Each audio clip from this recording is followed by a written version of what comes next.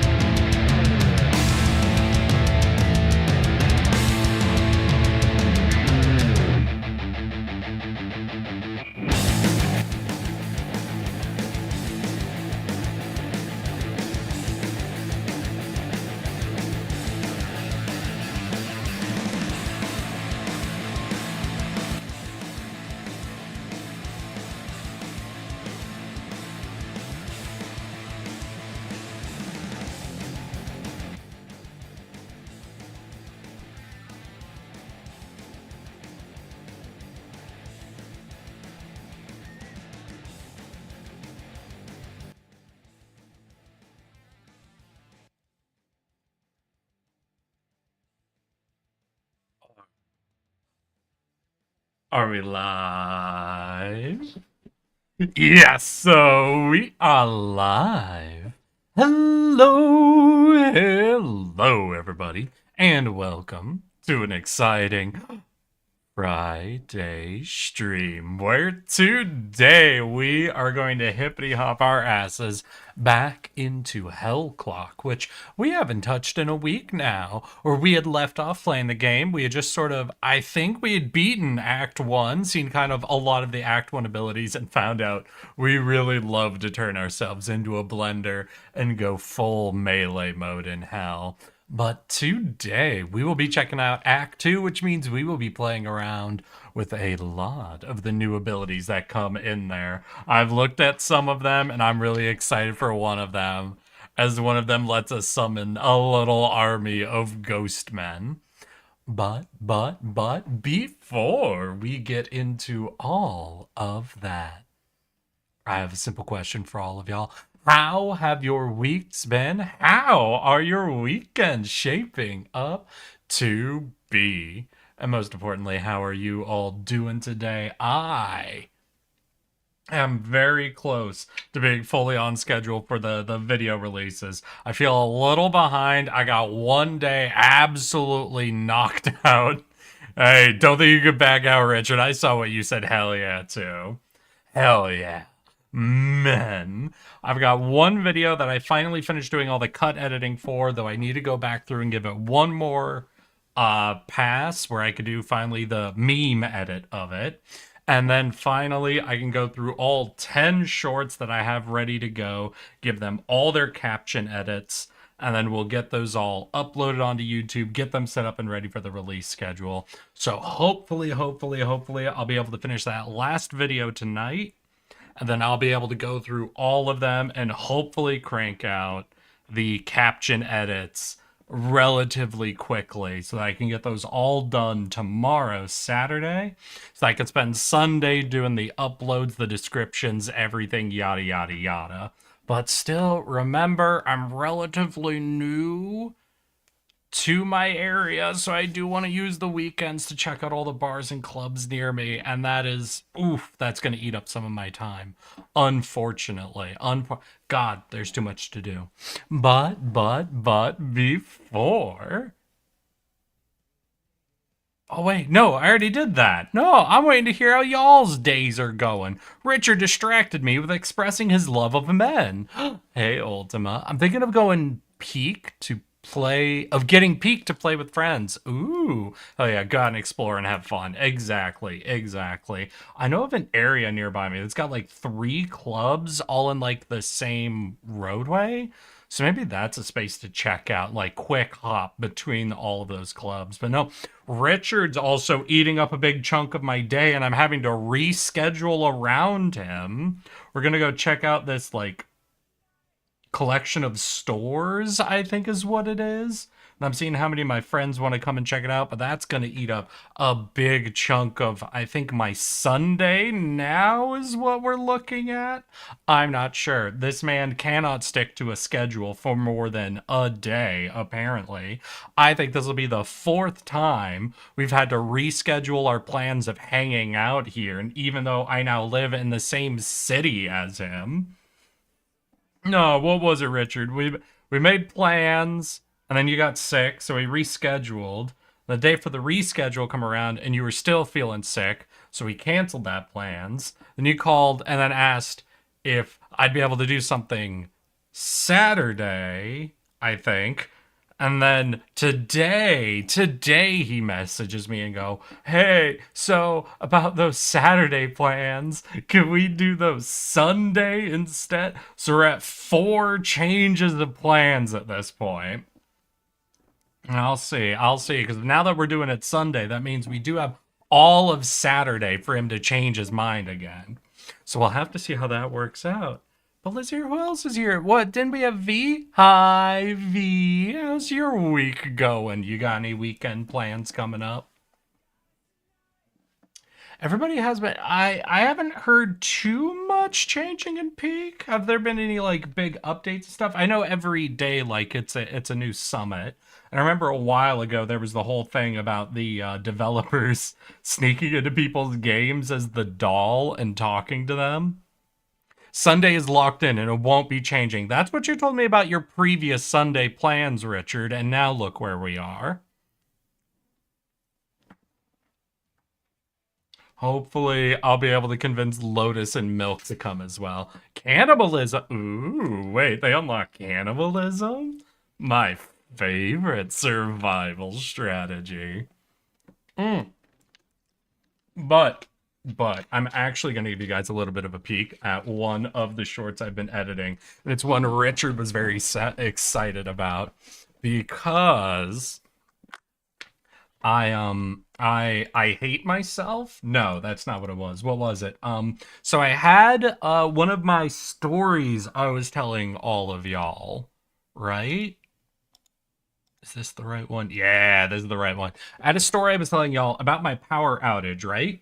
But like in the story, I talk about like going out and seeing the neighbors, about going down to the mall, what I did on a walk, and like all these details. But for shorts, I have to take like what was a 5-minute story and trim it down to about 1 minute. And that does something very unfortunate to a story. As you can imagine, what that can do is that can make a story turn out to be actually very, very boring. Because if you strip out all the little details, you're left with. So my power went out last night, and then time passed, and then my power came back, and I didn't want to trim out too much, but I was left with basically that as a story. So I'm staring at this 1 minute trimmed down version of my story time with y'all, going, what in the world can I possibly do? Could I possibly do to make this not suck, not be boring? And so I decided to do something I think a little ridiculous, and I took my gimmick of doing really bad stick figure drawings of things and took it to the absolute limit that I could.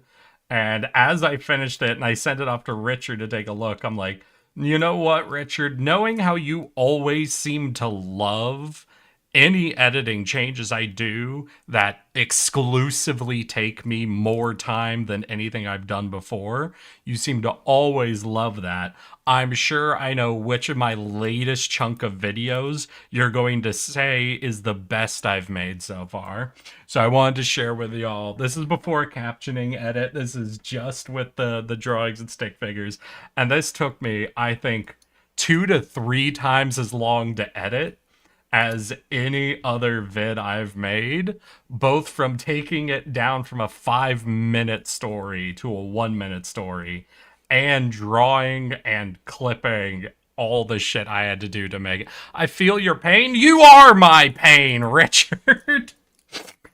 When I worked as a reporter, I had to get really good at taking long content, cutting it down to 3-minute stop. The worst is when I had to do it for a 3-hour press conference. Yeah. So I wanted to share with you guys just kind of the early edit version I've got here. And let's turn on desktop audio. And so here is a preview of my what would it be? What? My PowerPoint animation, I guess? So here we go. The final shot. How you doing, Arai? But how are y'all doing? I had a horrible evening. No, that was too funny. I'm sorry. Do I ask you guys how are you doing too often? Like that feels too on the nose to be fully coincidental. Oh god. Oh jeez. But how are y'all y'all doing? I had a horrible evening. My power went out. That was at, I think, 5:30 my time. But I decided, power's out. I need to get some stuff. I went down to the mall, did a bit of shopping, came back, power was still out.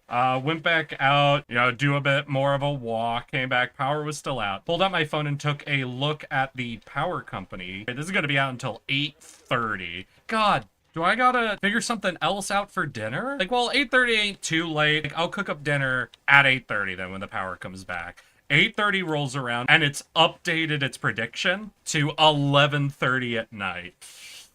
Fuck, I need to get somewhere before, like, anything closes down so I can actually get a hot meal tonight. I get my coat, get my shoes on, get everything ready. It's because he's an empath. Goddamn power. Well done, Richard. The second. And it's just like, no, I was gonna go down and get some pizza. I kind of got excited for pizza instead of leftovers tonight. Yeah, so that's one of the shorts. We've got a chunk of 10 that I'm getting ready to do. I'll finish up my last one that I'm editing probably tonight. Then tomorrow I'll spend the whole morning. Well, no, because now I'm going out with Richard at a time he hasn't specified. I'll figure out sometime tomorrow to hopefully knock out the caption editing for a bunch of them. If that falls through... No, wait, I'm doing Sunday now with Richard. God, my plans have shifted too much. So tomorrow I'll try to knock out as much captioning as I can. We'll have our tomorrow stream. Then Sunday I'm going out with Richard for a bit, but that should still leave me with a little bit of time to do some editing, maybe in the evening. So hopefully I'll be able to finish off the whole series and get those uploaded just in time for Monday to be the first video release. Then we do our Monday, Wednesday, Friday release. If I have all 10 done, that'll be 3 weeks. And then this time I can start trying to get some videos actually edited ahead of time and create the infinite release cycle. So I'm a little tight on time. I don't have as much flexibility as I was hoping for. We're gonna be cutting it a little close, I think, for getting everything edited up and ready to go. If I just focus one video down, just so I have a Monday, and I give myself into Wednesday to get the rest out, though, that sort of frees me up, and I think I'll be able to pull that off relatively easily. Lunchtime on Sunday, I'll text you. Okay, don't forget to message like Dilla. Gosh, I got a bunch of people I need to check in, actually. Oh, I don't know if I replied to you, but Lucian said they would be interested in Sunday, and it sounds like Sunday might be easier for them. Lotus, I think, is good. I haven't heard from Milk, though, but Milk is pretty slow to respond until it's, like, late evening, so I'll have to see on that. Okay. So that was the one short I wanted to share with you guys. We got a lot of others that'll be coming out. Please watch them. Convince the algorithm I am worth promoting. Because, I don't know, my last big series, unfortunately, the very last week of those came out while I was moving, so I wasn't able to do, like, promo work for almost any of them. We definitely had 2 winners come out of it. One that was about 5,000, one that was about 4,000. But then we only had 2 that came out at 1,000, and the rest didn't even hit 1,000. Not 100% on all that. Well, we'll have to see. Hopefully this chunk is good, and even if it isn't, I'll now be fully ahead of schedule without any moving plans, so hopefully I'll be able to keep on top of everything from now on. But I suppose with that,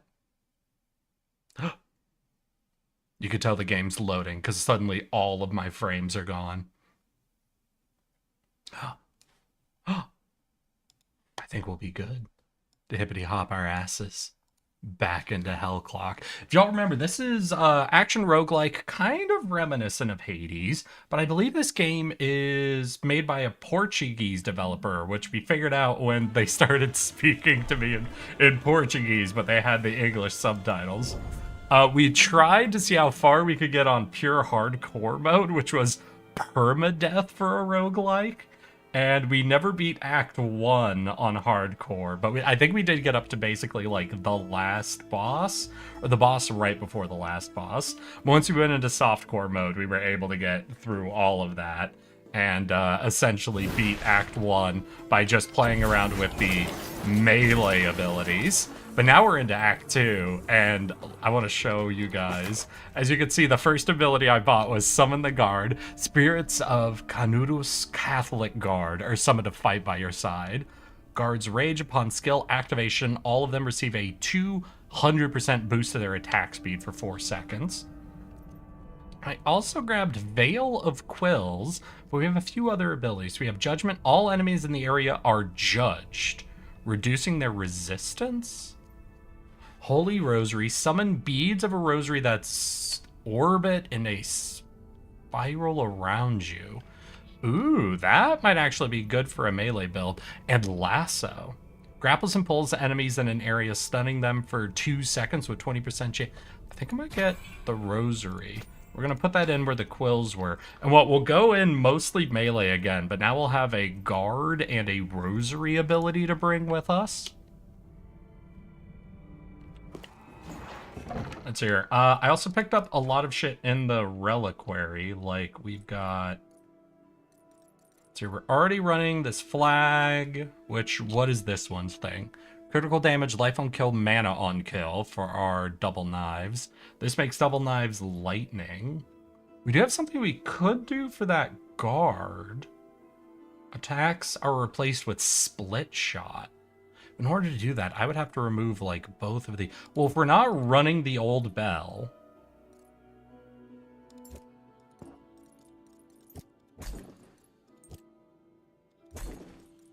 We could actually do that. We have a couple of 1 tiles, double knives. Ooh. There's a chance to bleed, and it gives us physical resistance. Well, we'll fill in the slot then. That sounds good. We'll go see if there are any upgrades at the bell. God damn it. All right, Rye. All right. I know the one and only reason you're ever here is to make me gigantify this specific emote. Starting at hard mode so we can appreciate the character preservation. All right. How many? We've got 4 available points. We already did a lot in this area, which is the shield. Potion capacity, soulstone gain, more conviction gain, life, increase the Hellclock timer. Ooh, that's right, the timer.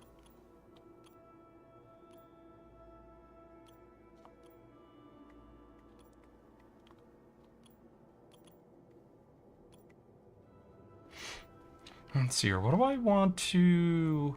Oh, and this is the red portal. The red portal is a 15% chance to spawn, allows you to skip previously explored areas, and provides a boon. Sure, we'll unlock a new mechanic, essentially. Ooh, cost to upgrade reduced. And what do we got down here? Cost for blessing redraw, physical resistance, life. Unlock Second Wind, a passive skill that protects you upon death?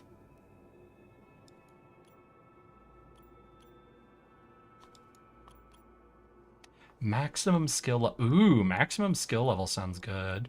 We also have it over here. This is equipped relic space.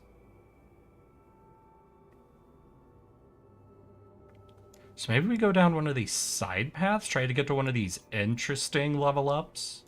I've got 3 points. Alright, we'll do that. We'll spend kind of towards this path so that we can get to reliquary size and maximum skill level. Does that mean I can upgrade these skills now? Like if I go to you... Oh, I'm still at maximum skill level 1, so I haven't gotten to any of those yet. What do we got for sale? We've got an upgrade to our gun, so even more damage, cooldown. Mark of the Vulture? That's only for quills. Cooldown speed. That replaces attack speed? Sacred Tunic is just an upgrade, technically. Let's do the revolver, then the tunic. And we'll leave that off. I kind of like the attack speed.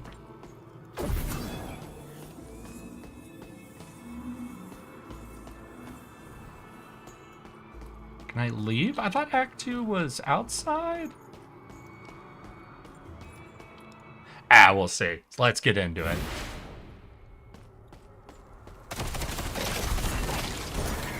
Right, so we're doing that and that. So that's for reflect, that's for our spin attack. Oh.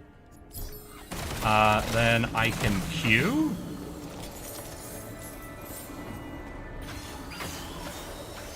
Oh! Alright, I was imagining it would be like similar to like those normal like orb spinning abilities you see in other roguelikes like this, where it's like a ring of them that are circling you. But that is most differently a little different. And then we do that, and that gives them increased attack speed for a short period of time. But it looks like they're always summoned and always shooting. Yeah, no, and I brought the relic that gives them all shotguns. I think it's of normal pistols. So I think we could go pretty crazy if we just hardcore only upgrade them. So what do you guys think? Should we focus the army, or do you want me to keep going like blender mode on things? I know y'all do love blender mode, but I imagine you're also big fans of the firing line.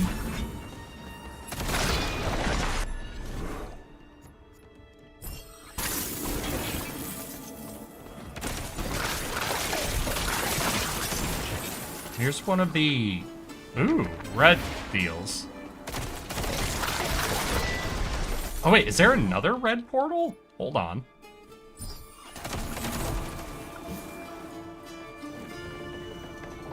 Oh, I just went from 4 to 6. Oh, okay, maybe I shouldn't skip too many floors, right? Guard's rage cooldown. Maybe I should have just done raw damage, because I don't so much care about, I guess, the rage. I would rather just be giving them, like, constantly more damage. Catholic Guard damage. Well, let's do... Like, that was a yellow upgrade, you know?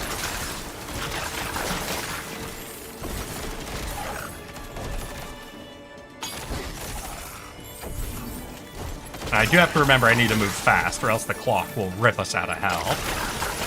Let's hear, developers Rogue Snail are Brazilian, so that explains the Portuguese. Yeah, that makes a lot of sense. Damage. Yeah, we'll do damage.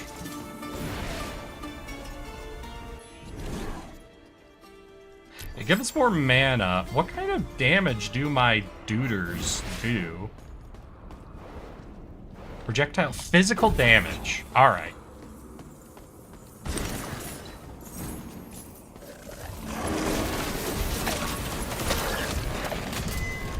Nailed it. Repeater deals damage, split shot, marksman skills. What are you? Summon projectile physical. Spend a little bit of gold. Oh yeah, we can get the battered sheet. We've been offered, I think in total, what level are we? Because I think we've only seen 2 guard upgrades so far. We took 1, couldn't take the other one.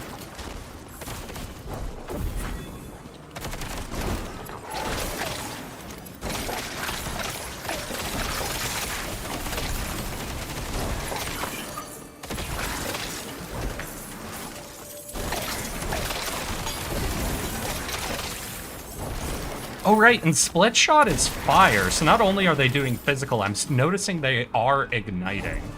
So do they get, like, if I bring Split Shot and I upgrade Split Shot, does that upgrade them? Do they just get the default version of Split Shot? That sounds really important to check.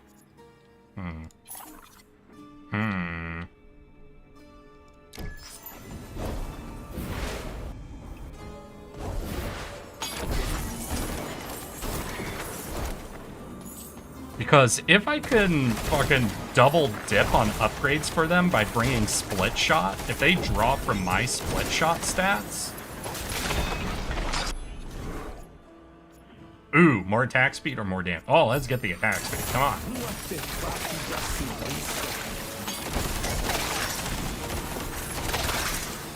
We're also going to want all the physical damage upgrades, but I haven't seen those yet in the, because that comes from the statue, right?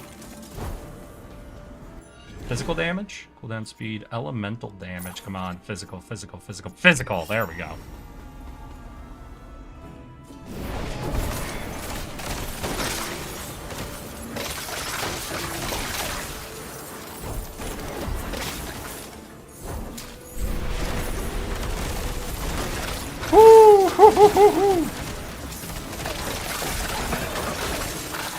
It does feel that I'm realizing this game does occasionally feel like I have one too many skills to be balancing. Because I'm good to use the mouse most of the time, but like using WASD to move around at the same time that I'm trying to balance using both Q and E does feel a little ridiculous.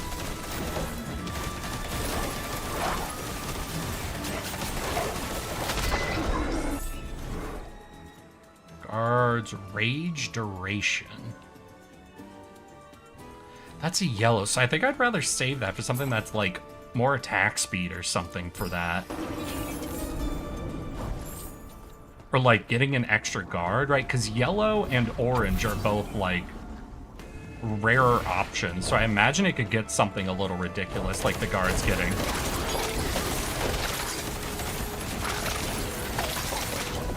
An additional guard showing up.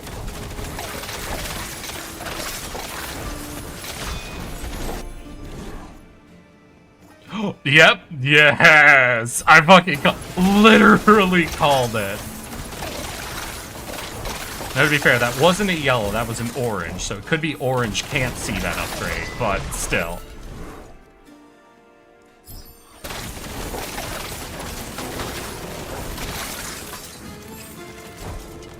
Having to quickly hit Q or E for abilities is always a pain when playing the keyboard. Yeah. I feel like either Q or E can work. Like, if I can shift myself to one or the other, that tends to work. But having to balance both with WASD is a little tricky.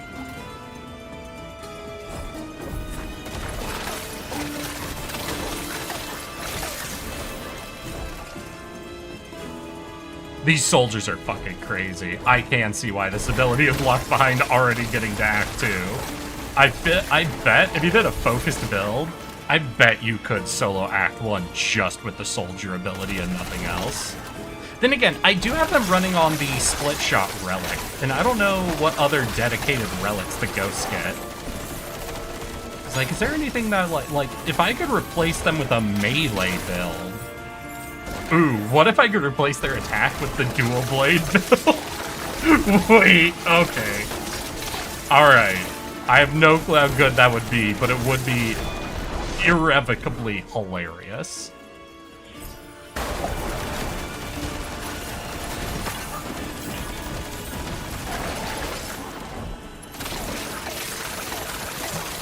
Just a dozen whirling dervishes on the battlefield.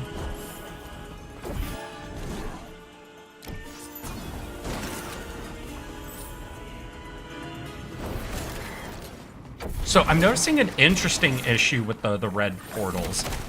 Even though the red portals give you bonus gold and experience points, so you're not actually losing out on not being able to farm enemies for resources, they don't offer you bonus statues. So you are limited on, for every floor you skip, you're losing out on a chance to get another, like, statue upgrade, essentially. Which are these massive, for example, that one was 30%.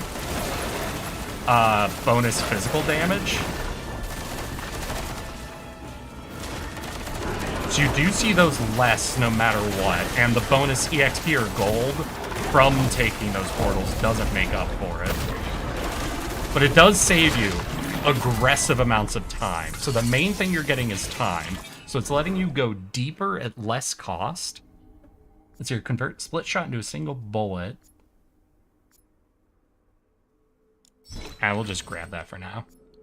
I'll do one redraw. And we'll do sharp. So it's definitely a thing. You're missing out on your most powerful upgrades, but you are going deep extremely quickly if you take red portals over and over and over again.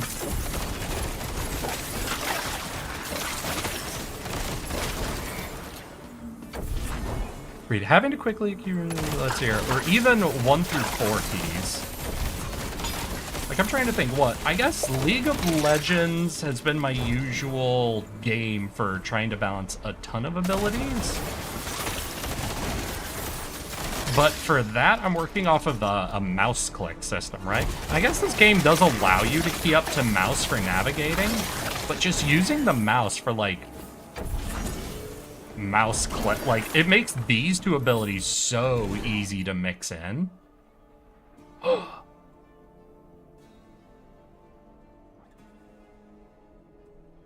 Let's fucking take it. Let's take an epic upgrade.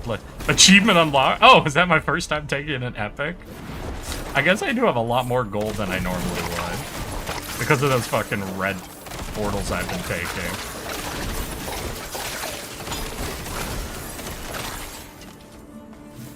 I have noticed I haven't seen any of the red portals that are popping up on this floor. They were only on, like, the first chunk of floors.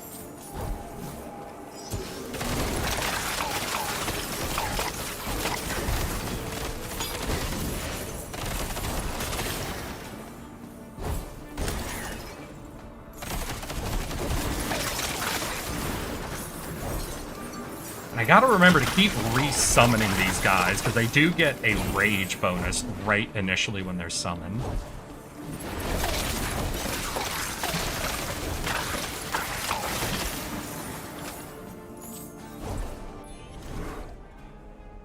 Life elemental damage. Well, they are dealing some fire damage. Let's do it. Just keep buffing up our soldiers. What is interesting is I don't think I've yet to see any, like, upgrade or anything that is focused on summons, right? Because we've seen precision ability upgrades, we've seen melee ability upgrades, but I haven't seen anything with summons, so I thought there'd be something for, like, each tag, right?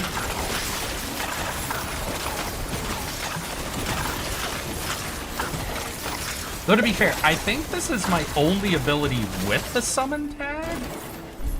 Maybe the bell does, though, because I don't remember checking it.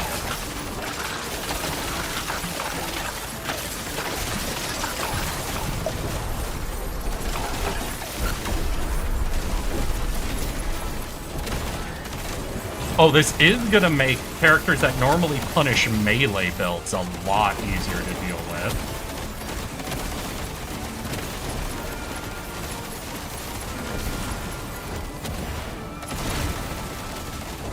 Yeah, shotgun his ass.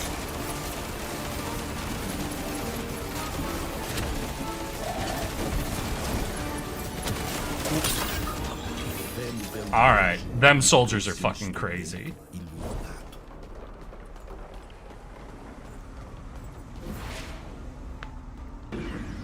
Alright, we'll hop in, we'll get ready to go, and we will see if we can just first shot the entire Act 1 dungeon then. Gang is pulled up. Rattle them, boys.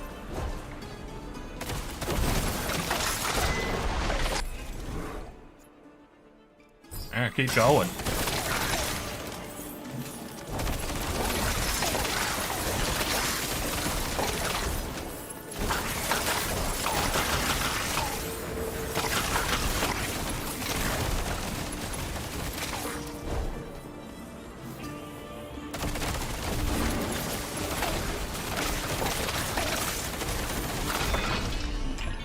Yeah, these dudes are going crazy. Let's hear. We'll go more attack speed. I wonder if there's really much of a difference for them specifically between attack speed and damage. There are some abilities that you understand, like, what the difference between attack speed and damage is, like, on-hit effect. They are applying burn, so I guess for them, attack speed is technically more efficient than damage. Elemental ailment duration. Increase the damage of area effect skills. Elemental ailment duration.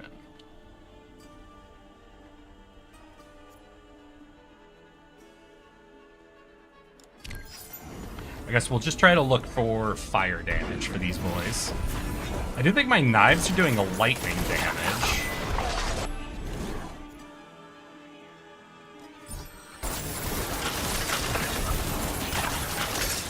Este artefato irá me ajudar a acabar com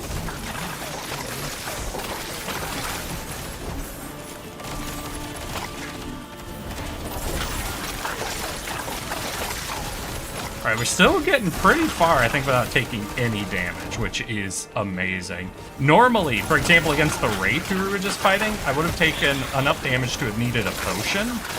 But with the soldiers letting me stay out of melee range with that guy for the majority of his fight, we are, like, fully not in trouble.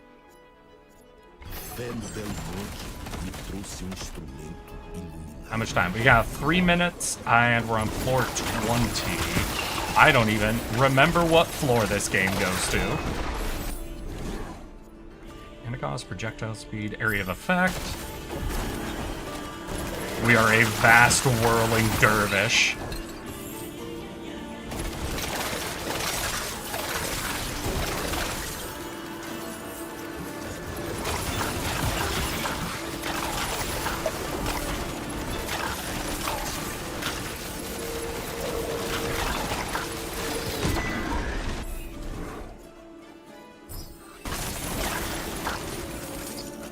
I do love the size you can get the melee skills up to.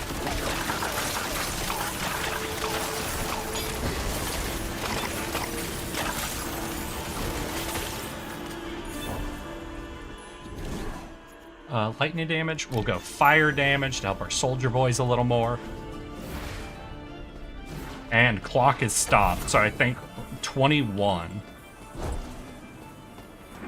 I think this is like the final boss.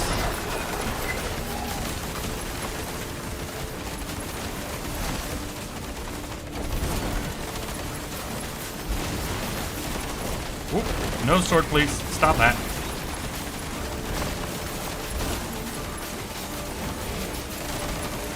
Woo!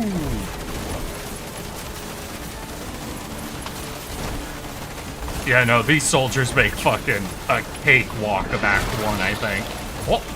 Alright, we'll just dodge shots. We'll let the soldiers do what the soldiers do.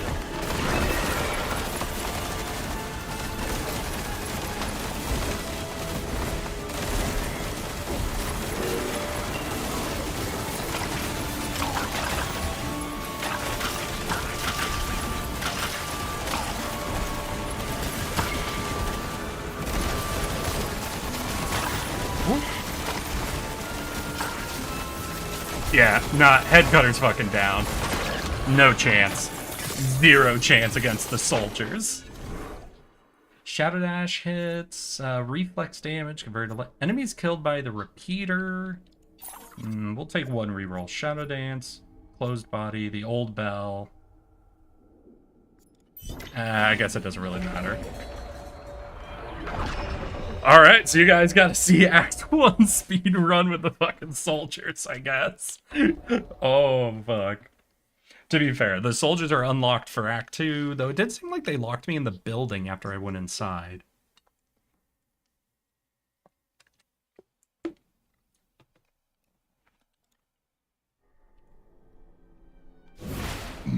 So maybe we can't go inside the building if we want. Yeah, because Act 2 unlocked this area, which instead of going into the vast underground, we go into the fucking desert. And what I've noticed is in the desert has a lot more ranged and starts introducing flying enemies, which are, I think, where a lot of the abilities I'm getting, like the spinning orb, there was that one needle attack I was looking at, the soldiers. You can see these skills are a lot like more automatically ranged, essentially. Like Act 1, you have the repeater and the split shot, which you have to aim and shoot to be ranged. You get good melee abilities. But like the only really like aimed range ability is something like the old bell, and that's like such an expensive one that's one you can't really, you know, spam out all that easily. But for Act 2, they give you a lot more like spammable self-aiming ranged abilities. And I think that links in with the fact that they're throwing a lot more ranged enemies, flying enemies, like enemies that you need a way to deal with that specifically. So it's kind of interesting. So it might be something where every time you see new abilities or you see the enemies of a new act, you can almost predict like what the focus of the abilities will be. I'm also not being offered any of those red portals.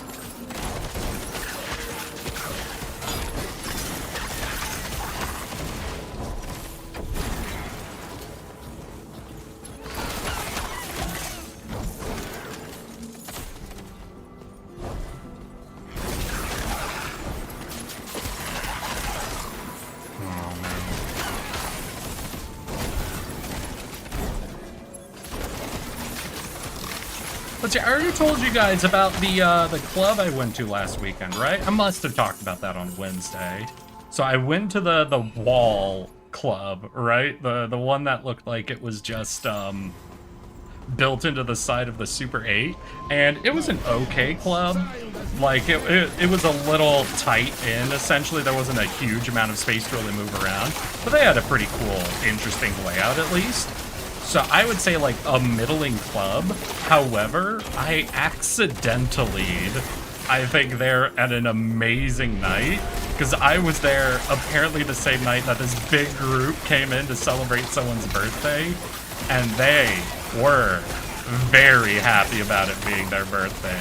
There was a point where a few of them went up on like this miniature stage, essentially, and they got absolutely into it on the dancing. Like, very impressive how dedicated to the bit, quote unquote, they were. They were very good friends, is what I will say.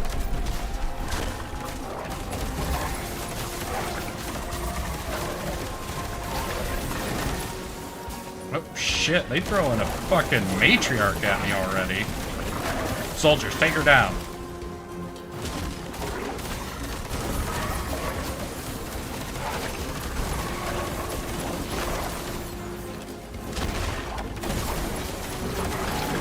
God, you are just covered in attacks.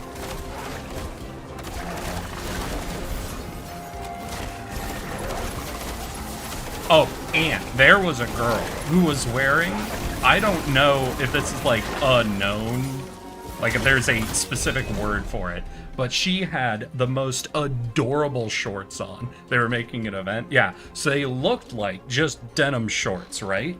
But at the bottom leg part, there was like frill material that was like sewn into the pant leg, essentially, around the back. I don't know if there's like a thing you called it. You know what? 1 second.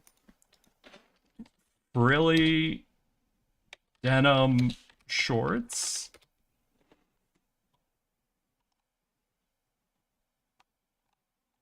Yeah, no, I'm not really getting a good example. Like, no, it wasn't lace though. It was like cotton, essentially. It was just like,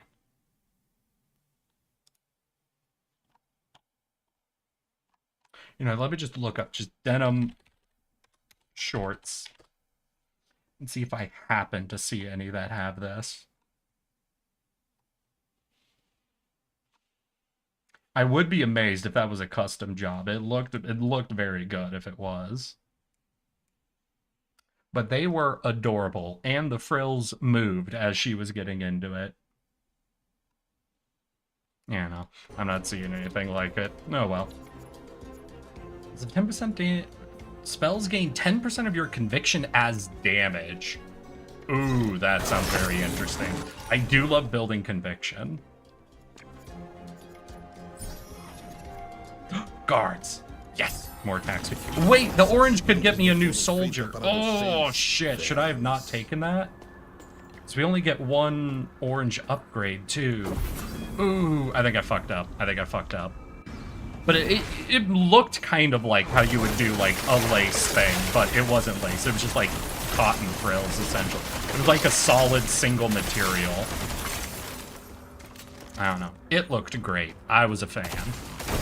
Hey, Z-Lex, how you doing? How's your week been? And do you have any weekend plans, my guy?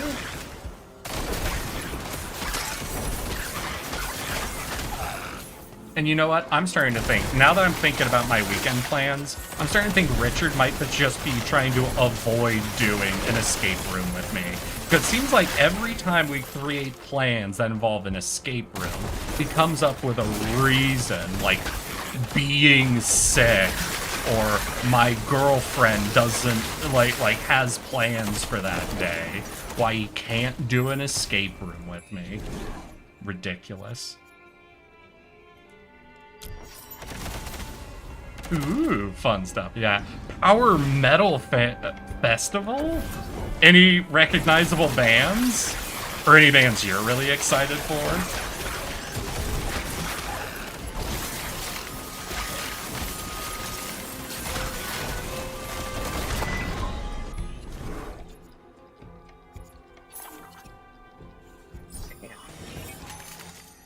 Mana, cooldown speed. Sure, we'll do a focused amulet. I'm going there for Owl Bear. The others are just a bonus. Owl Bear. So, like, wait. Ain't no way you call your band Owl Bear and don't have some level of, like, fantasy lead. Are they a fantasy power metal band? Ain't no way you're going to a festival with, like, a fantasy-based power metal band, are you? Yes?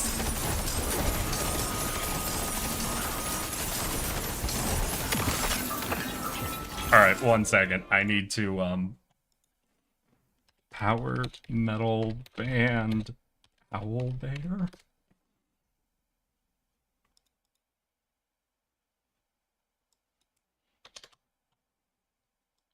Sorry, 1 second. I just need a quick.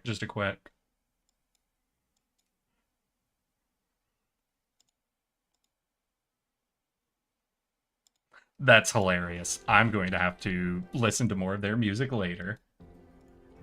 Congratulations, you win the weekend plans so far. Your weekend plans absolutely wash mine. Listening to a fantasy fucking power metal band.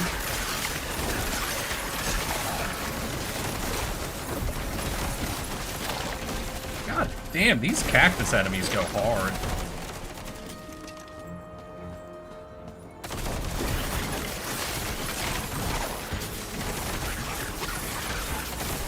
Ooh, yeah, I'm starting to run a little low on health. Luckily, my heal on kill is going crazy, but I am struggling to keep up. That's more damage to spells equal to 2% of your current maximum. Ooh, physical damage. Physical damage would be great. Yeah, because I've really only been getting mana upgrades at the statues.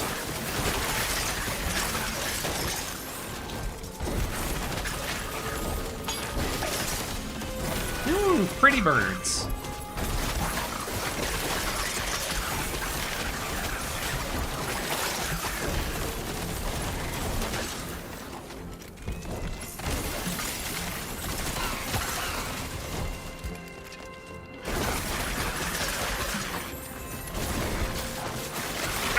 Caught on something.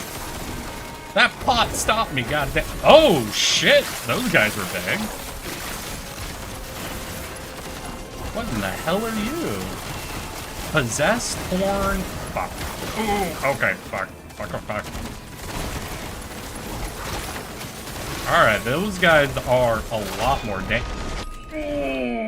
okay.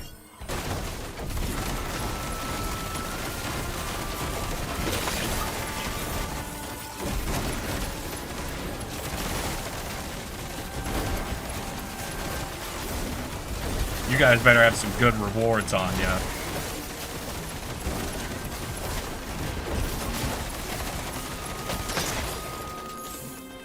Very minimal rewards. Okay, don't stop to fight those guys. Just leave them. No point. No point wasting my time there. Fuck, that's upsetting. I was really hoping those big horn fuckers would... Se acham que vou assumir o batalhão? Vou-me embora daqui. Hey, homie, are you... Oh. I spent too much on the new V card set. Gotta get the new Junie cards. Fair. I would have offered to help you out somewhat, but I only have the old set. Actually, no, I sold all of those to a guy. And one of you, I think it was Blizzard, ruined how happy I was about finding someone willing to buy them in spite of not knowing what they were. So I sold off like a dozen of those things that were just like, I couldn't move or do anything with. And I found just a guy at a cards and comics store that had no clue what they were, but was willing to take them off my hand, and I sold the crate of like a dozen of those for 300 bucks. And then Blizzard rolls in and goes, hey, you know, some people sell those online for like 100 bucks a box. And I'm like, ah, I see.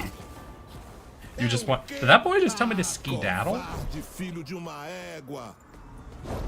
Oh, he had to skedaddle.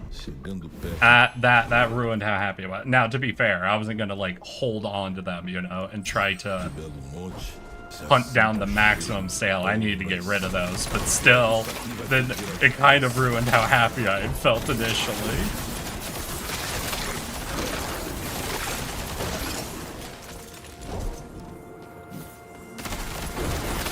I guess the trick is always check on eBay what people are trying to get for a product.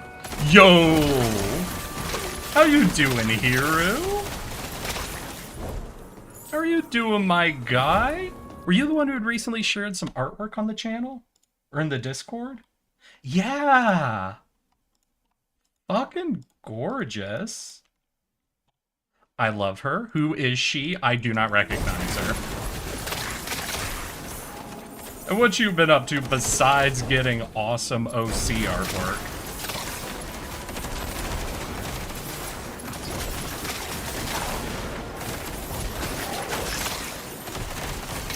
We are talking about weekend plans and my incompetence at selling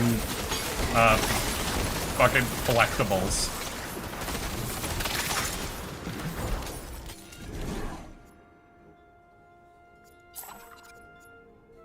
They're only giving me the bleed chance one, but I want, like, flat melee damage. We'll just take a cheap movement speed for now and hope we can actually get, like, flat melee damage.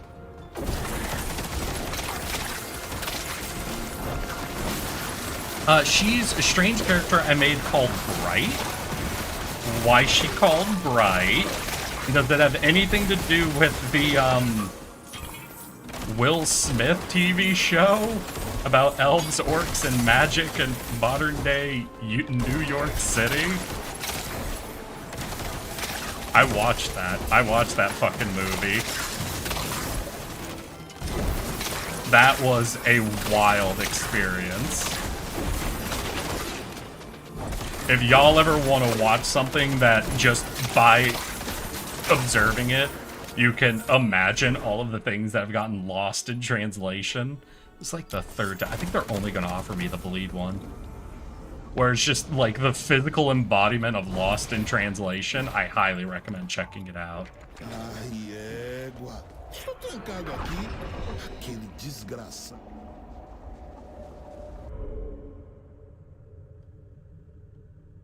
Oh, I didn't have a key? Huh. Alright, we unlocked the Written Promise, which is spells gain damage based on my conviction. So I would like to... Ooh, wait, is that a single tile? Because we did swap in a single tile item before these runs. Ooh. Ooh, that might be a good replacement. I also made a cheesecake yesterday. I'm sorry to hear that. What kind of cheesecake?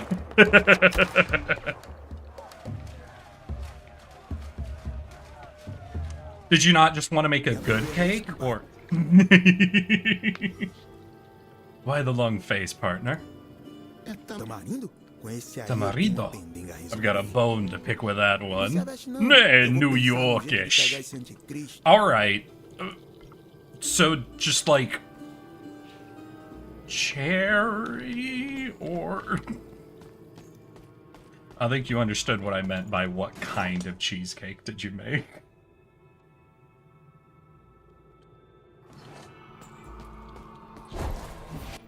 Let's check out the bell. Ooh, are we gonna be able to get... grants +1 skill blessing at the start of a new run. Maximum skill level, upgrade equipment, and that leaves us with 1 point. Plague resistance, movement speed, life. We start going down this way, we could get access to another quick skill and inventory upgrade, so... we'll start going that way. Well, no. Her eyes and tongue glow. You can remove her limbs, only leaving a lot. I'm glad you're glad. I need you to know there's questions that you raise by a core piece of your character's design being her limbs are removable. There's something about that that's a little concerning. Did I upgrade? Yeah, so space is upgraded. So if I want to fit in this...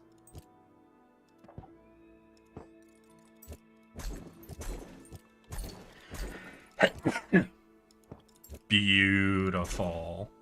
Did we get any new versions of Stolen Weapon? I don't think so. No, it doesn't look like it.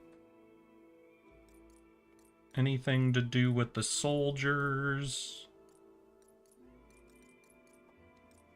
No. Okay. Yep, no soldier things. We can look at skills. And we upgraded skill, right? So can I... Ooh, so I can actually see what this does. So is that increasing their cost and the cooldown, but it increases their base damage? Alright.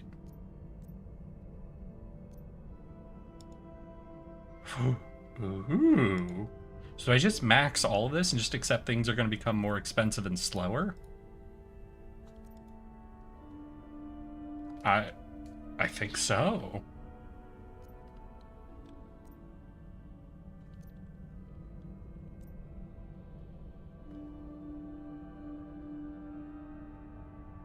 Okay, and are any of you summoned? Area Village spell play. Yeah, you're not even summoned.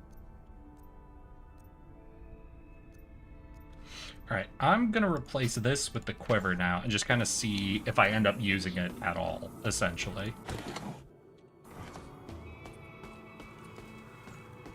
Oh, that's not the door. Ah, there we go. So this time I need to get the key, and I imagine I can only get the key by killing the one guy who ran away. Ooh, kind of like a Dullahan. Oh, listen, you're the one who said removed limbs.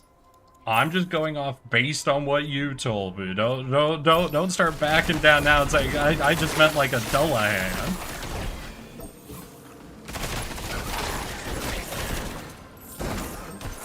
Oh yeah, I'm feeling that mana cost up already.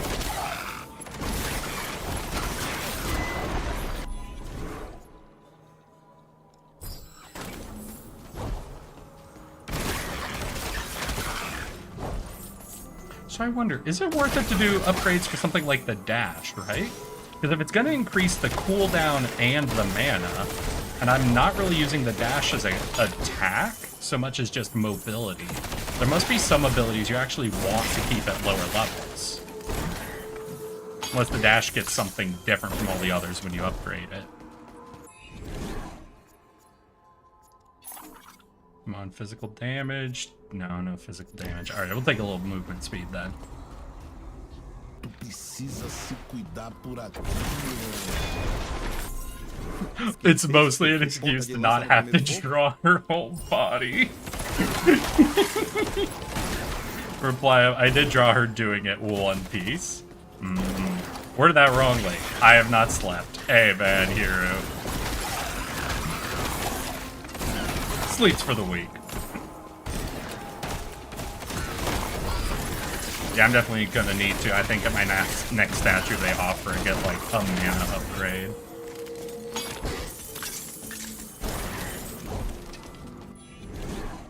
Mana. No mana. We did get physical damage.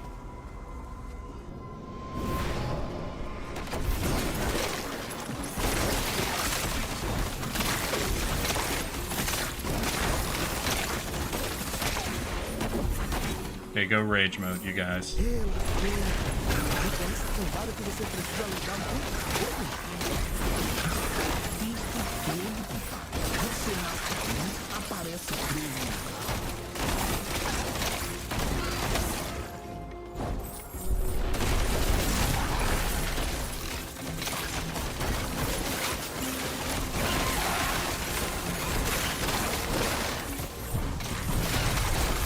Oh, we got a boss coming.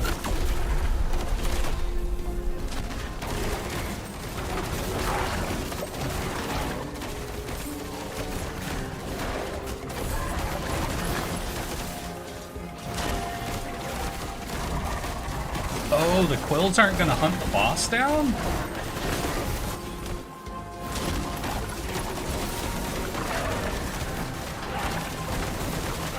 Oh, okay, got it. Invisible wall. Oh, but we got him. Huh.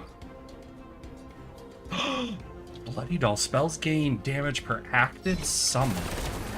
Which is a weird, just because, like we've already noted, we only have so far one summon ability. Servir a Deus é minha sina. Desembucha, homem. Mas senti uma saudade danada. Should have de missed a uma good boa scrap. peleja.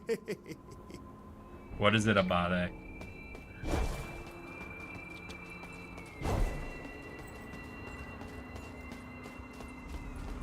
No sleeping during the day. No! Sleep till Brooklyn! Listen, as long as you're down by 3 a.m., you're following my rules.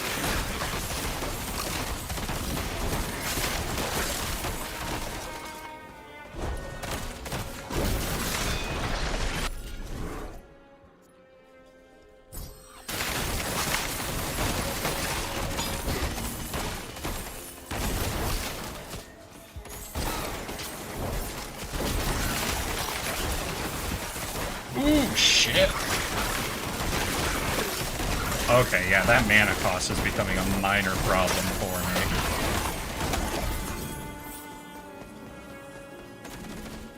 I might have to better think about which skills I upgrade.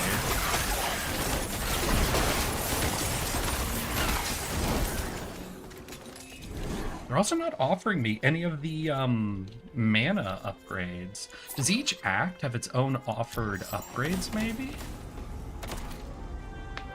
That would be interesting. I feel like this isn't the first game I've encountered that like gives you entirely different upgrade offerings on different acts in the game.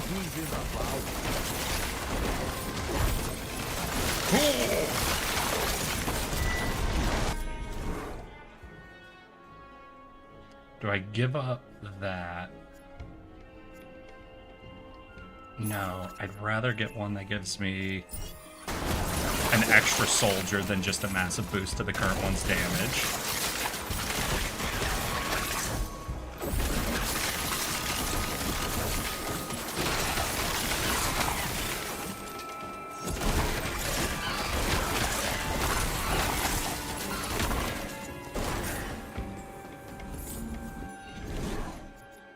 Conviction gain, mana regen. We definitely need that. Okay, hopefully the 2 mana upgrades will now be just enough to let me be a little more loosey-goosey with my upgraded skills.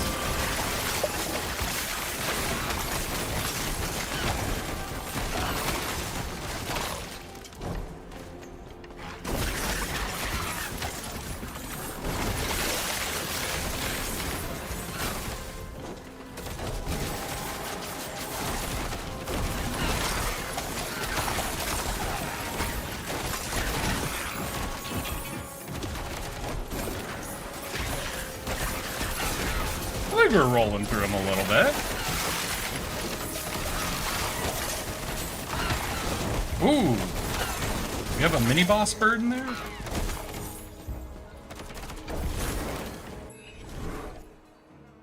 Melee skill? Well, I really want physical. Melee's not bad, though. Sure, we'll take it. We are mostly running 2 melee skills and our summon. Eu distrai aquele covarde. Eu vou armar uma boca. Ooh, are we gonna get the key now? Agora Oh, what? Ooh, shit. I couldn't move for a second there.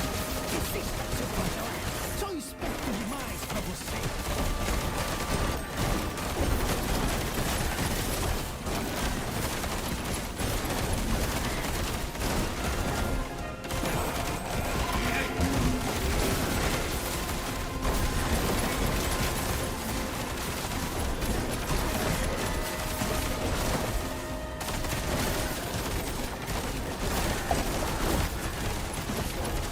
Where you going?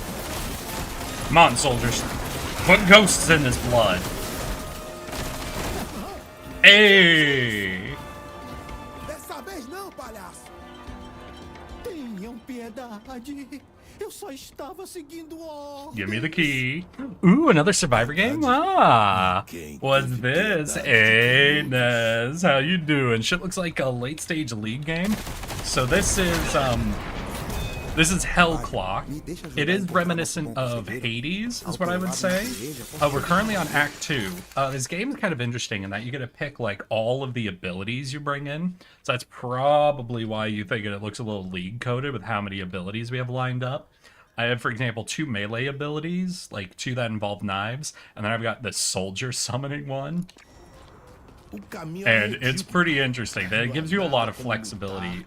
We are currently on Act 2, and that gave us some new abilities to play around with, which we definitely are. But we just unlocked being able to upgrade abilities to higher levels. I've got that going, but we're learning that we didn't scale our mana quite the same level we would need to really reach that. So we are getting punished a little bit in the early run this time, with a lot of our abilities draining our mana a lot quicker than I'm used to. But still, we're mostly rolling through it. I'm waking up to ash and dust. Oh yeah, Nez. I don't remember if I told you on any of the times you popped into stream before. Now that I've got parking, I was able to get like some of the bigger items out of my car. And as I lifted up some of the big items, I found in the footrest, essentially, area of my car, there was a Ziploc bag I had brought from my last apartment that's filled to the brim with GamerSupps samplers, which I am remembering that I promised to you. So let me know if you're ever in the LA area, because I've got a Ziploc bag full of GamerSupps samplers just for you, buddy. You eathy boy.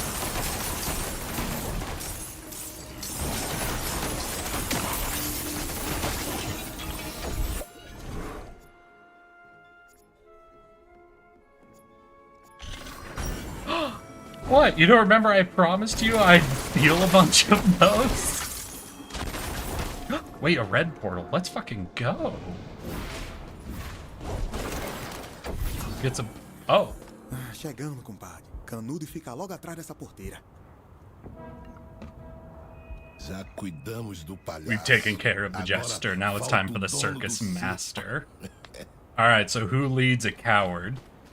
I forgot about it entirely? Well, I didn't. Derrota, mulambo. Não espalhe para mim. O quê? Bittencourt? Bittencourt? Ooh, shit. Is this the guy who killed us? Marechal Machado de Bittencourt, ministro da Guerra da República do Brasil, sob as ordens diretas do próprio presidente. Sim, o fresco que teve o mérito de ser bem nascido. Oh, Nepo baby soldier. Got it, got it, got it. But how have you been, Nez? You got any weekend plans?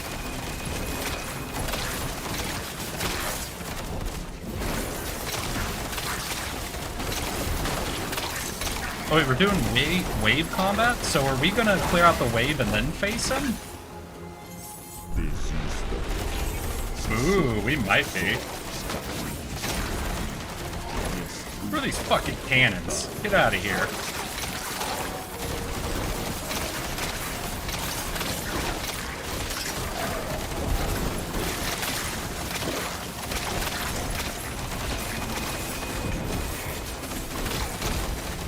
Weekend plans, not really. Keep pushing through Darksiders 2.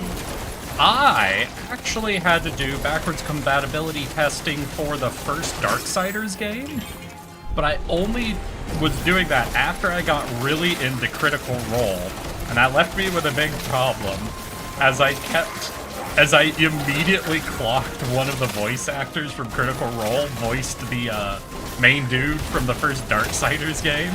So almost during every cutscene, I was just thinking about Critical Role the whole time, which is fully unfair to that man. Ooh, shit, I'm taking a lot of damage.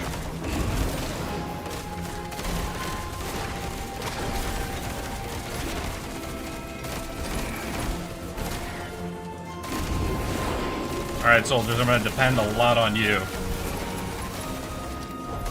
Oh, that's silly. That is silly. That is my problem. I can't start recognizing voice actors, or it always takes me out. Like the man who voices Mr. Krabs, he does a lot of voice work, honestly. But every time he voices something like a villain, in my head I'm always like, Mr. Krabs, stop being so mean to these guys. Liam O'Brien. He also does Gaara, Naruto, and Asura. He's very good at yelling. He has a very distinct voice.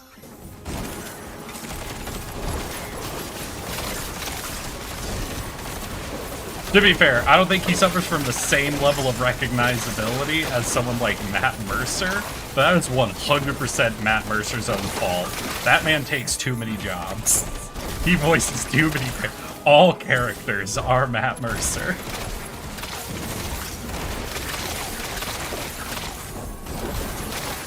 Ah! Insects! Insects everywhere!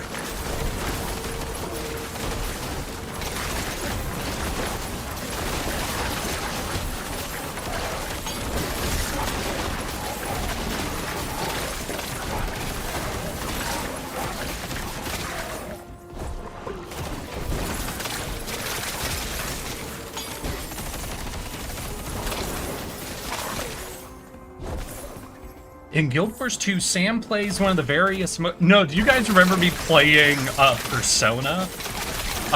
Like, we got through the first half of the Persona game. Then we got to the point where Teddy became human. And then that's where that voice actor switched from doing, like, a very character voice to mostly his normal voice. Wait, summon guard activation buff replaced with double the amount of guards.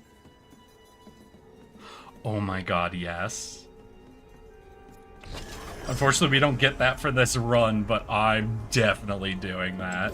And I immediately clocked him, and I couldn't take the character at all. I think literally during the stream, I put up a picture of Sam for the entire rest of it. Any cutscene where Teddy was talking. It was probably so rude in a way to like a voice actor, but I couldn't resist. God, it was gorgeous. Sam also plays one of the main characters in Final Fantasy, but only for ARR, not for any of the expansions, and it's a Whiplash.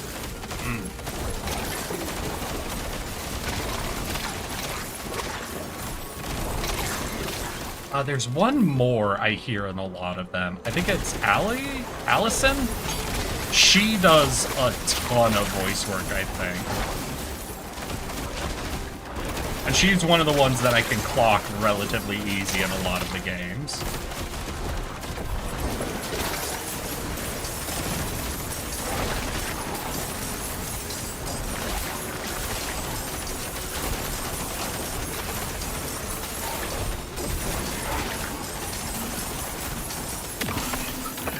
Was it Allie Beard? Ash? No. I think it's.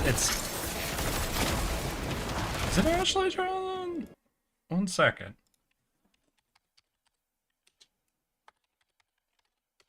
Oh yeah, I think it is Ashley. Who the fuck? What name was I pulling? Whatever. Yeah, Ashley. Ashley Johnson, definitely.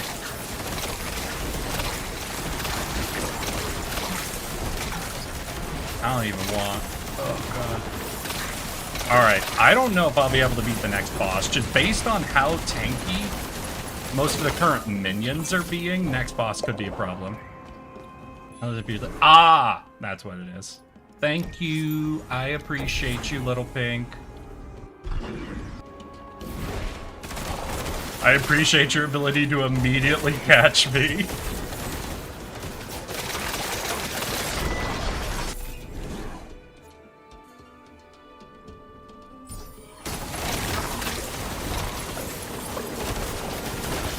God, I'm so sad I don't have the double the amount of guards on activation yet. That's gonna be glorious once I can plug it in.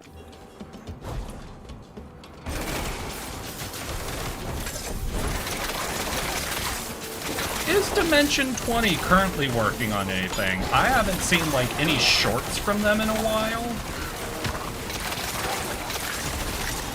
But I don't know if that's just the algorithm not serving it up or if they're in a bit of a, you know, down spot right now.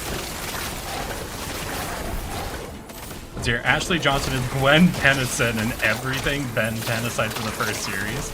The main girl from Last of Us.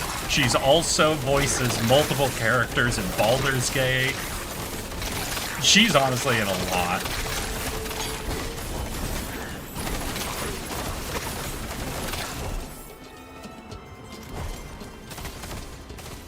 I know Brennan is doing the next Critical Role. So okay, they do have another season out then.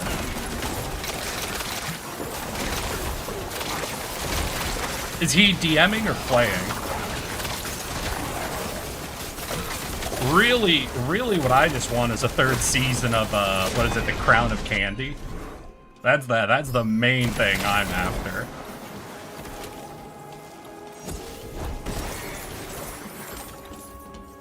Matt is gonna be a player. Ooh. O fedor republicano está ainda mais forte aqui. Povo pestilento. Abade? Abade? How'd you get caught? Again? Come on, homie. I just saved you in Act 1. Oh. Oh, I love you. Please join me, beautiful vulture creature.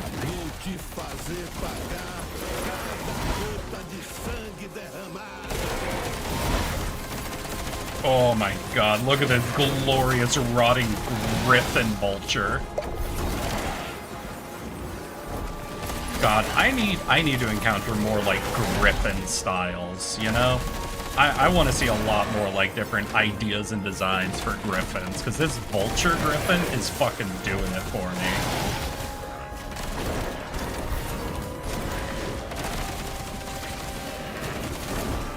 Yeah, I gotta play. Oh, fucking safe. Oh, okay, yep, you're a problem. Eric, when you get a chance, look at the fucking steak dinner drunk me through together last night. No, don't make me look at a beautiful fucking steak dinner. Why? Why would you make me do this?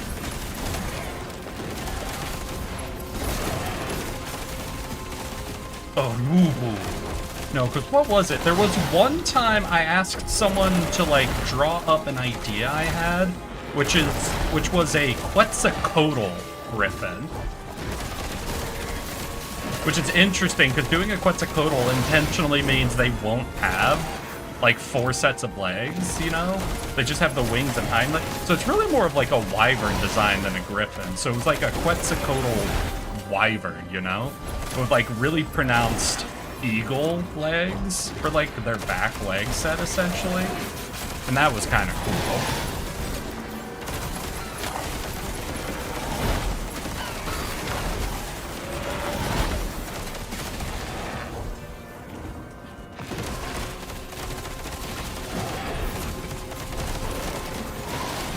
Stop it! Stop with the feather attack!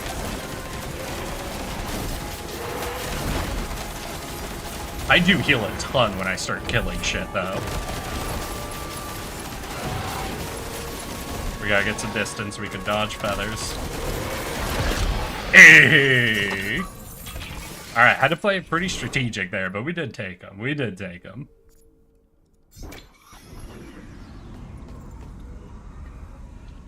Alright, wait, I gotta look at a steak dinner because Hallfrost wants me to feel that. God, that looks good. Fuck.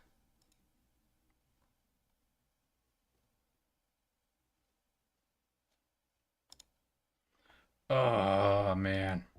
That does look really, really nice. What? No, I still have 2.5 minutes. Come on. Don't give up. Don't give up on me. Don't make me start over again.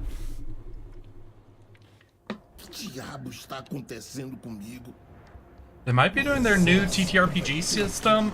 Oh, wait, they took my abilities.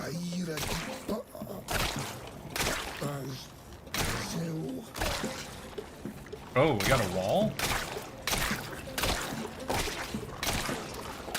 Right, and I don't have a dash either.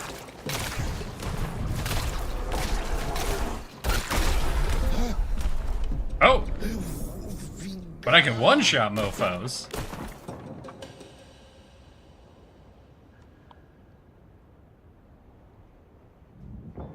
Filho da seca. Oh. Não te aveste, não. Hello, ma'am. Essa voz. Benzedeira.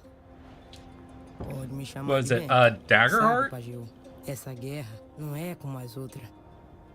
E teu caminho não é esse. It could be interesting to see some more Daggerheart. I tried starting the fucking Critical Role's Daggerheart campaign. I never got through the first episode entirely.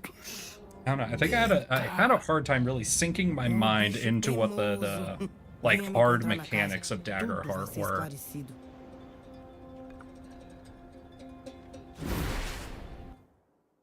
I made a character in it. It seems cool. Hell yeah. If you get an opportunity to play it, let me know. Oh, did they free kill me again?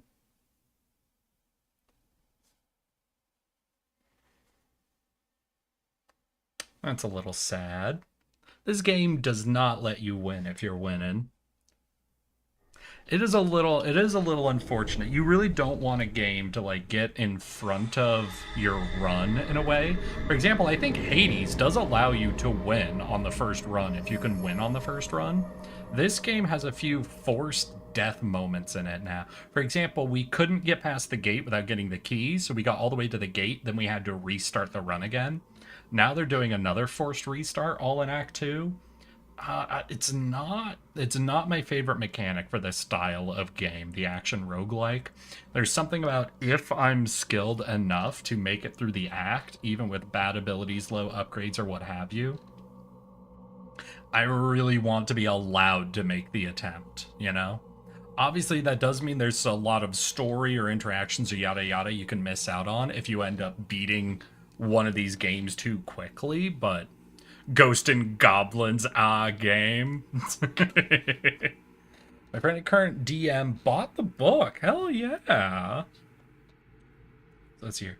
But in his grace, empowered with a divine aid, fury, discipline, faith, each path will forge your power in a distinct way. Choose. Okay. Discipline, devotion, fury, devotion, faith, devotion.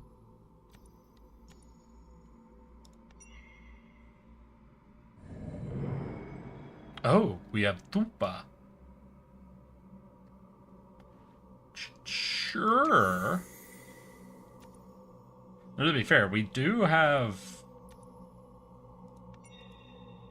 Yeah, I guess we should unlock everything, right? Because we have like 5 constellation points.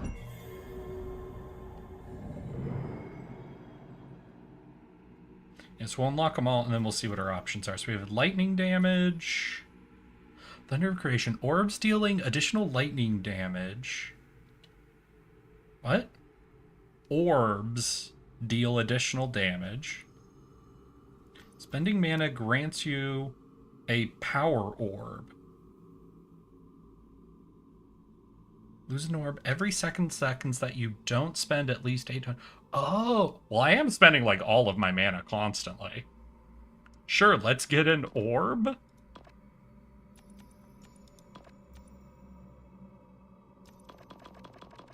Do I have to like buy up to it? Alright, yep, let's just go for orb. Let us unlock orb. The other day, I was talking to one of my friends who got really into the horse game. What is your max mana, though? My max mana is 1,600. So I have 2 procs of 830? No, I have 2 procs of 820, though with a little bit of regen, you know? I think I can easily proc that twice on 1 pool of mana by the time I use up 1 rotation of it. I think I'll have earned 10 mana back. But I was talking with a friend who got really into the horse game, the Musume game, and we were talking, and I brought up the racehorse that was called Orb, and we ended up looking up the list of all horses who have won the Triple Crown, and I need you guys to hear the names of all the horses that have won the Triple Crown, because some of these are wild and amazing. Are you talking Red Dead or Uma Musume? Yeah, Uma Musume, the current horse game. Listen, I love Red Dead. I played the original Red Dead, was it Red Dead? What was the original game? No, I played the original game that was on Xbox, because I rented it from Blockbuster to sound as old as possible. It was just like a pistol dueling game. It's your Red Dead first game?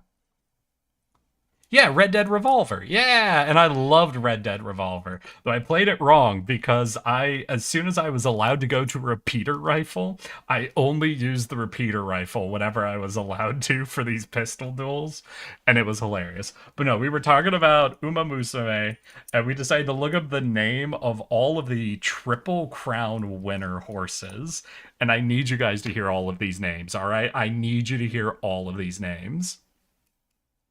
In 1919, we had Sir Barton. In 1930, Gallant Fox.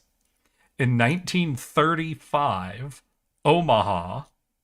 In 1937, War Admiral. Hey, buddy. In I think you have the wrong Emily! door. Hey, Love Club's 2 girl! Thank you blocks for the fucking raid. What were Fuck you up to you. today? You've joined me as we're reading all of the names of the racehorses that have won a Triple Crown over history.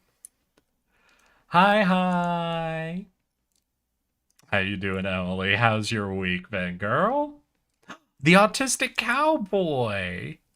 God, we're coming in from a weird conversation. You're coming in from a weird conversation. You're coming into a weird conversation, boy. I played a new game. What game? Oh, I love Horse Girls. Great.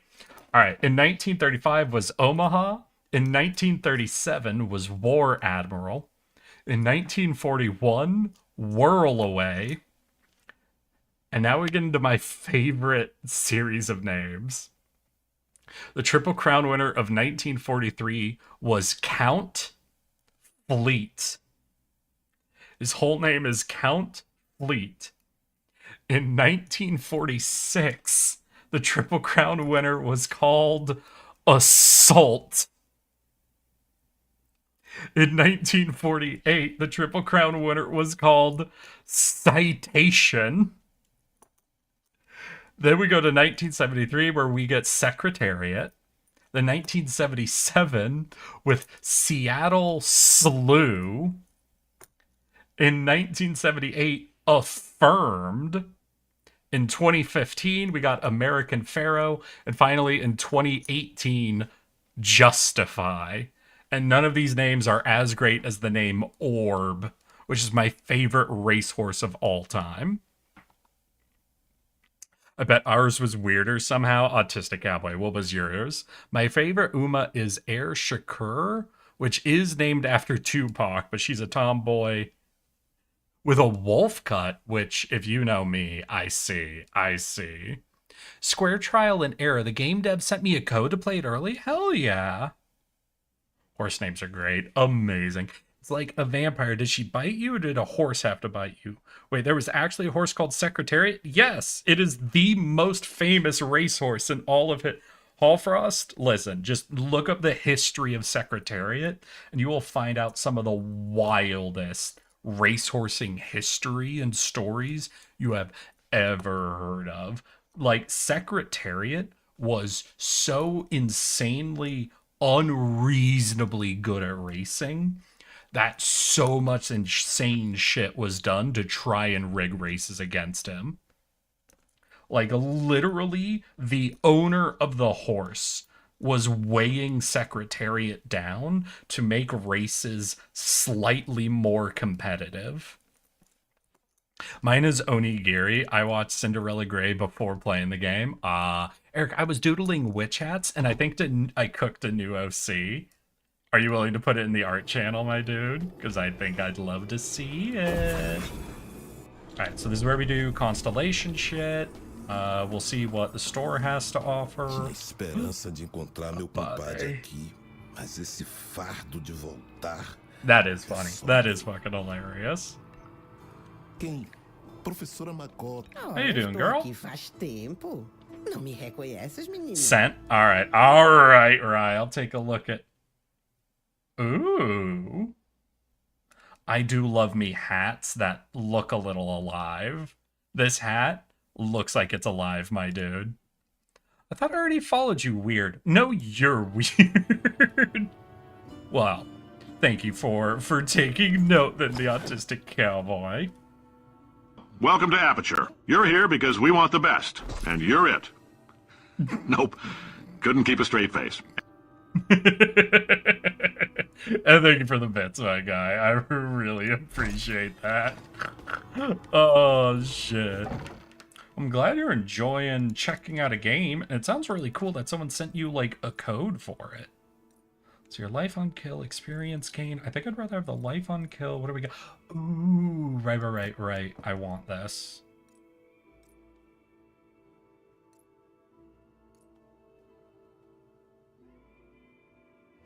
Alright, we're going to see if we can expand our inventory size with more upgrades, because I don't really want to give up any of my relics, but I really want that relic. Oh, we only have 3 points. Ain't no way we get all the way down there, then.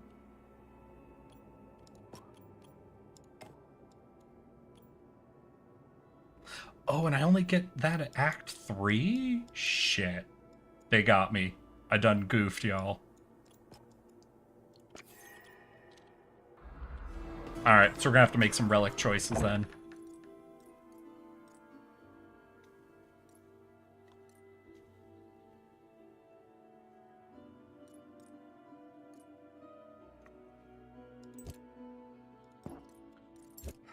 Because, like, if I take out this, then I can go here and I can even add in 2 relics. Though I hate missing out on the 10% conviction as damage. It might just be what we have to do. We'll grab that and we'll look around for another 1-tile relic we can grab.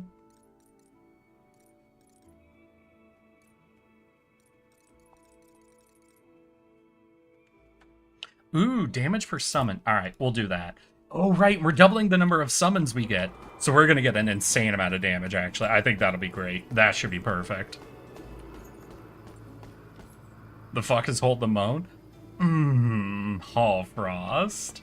Why would you do this? Basically, I have to slip a moan into the sentence I'm saying. Estou mais Need to make more of my perto de art. ti. Let's see, I need to make more art of my new model at some point, but lazy. We're all lazy here, it's okay. I don't know where I got the sun and the moon eyes thing from, but I just remembered watching a YouTube hour video about something, and in their speed paint, they had a character with that, and I thought it was neat. Hey man, find a design idea you like, I vote you steal it. That's always gonna be my vote.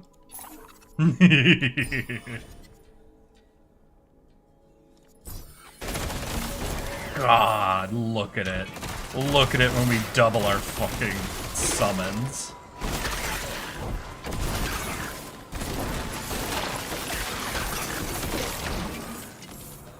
Oh, that relic is going to become my new favorite. I didn't even pay to upgrade it. I wonder what its upgrade is.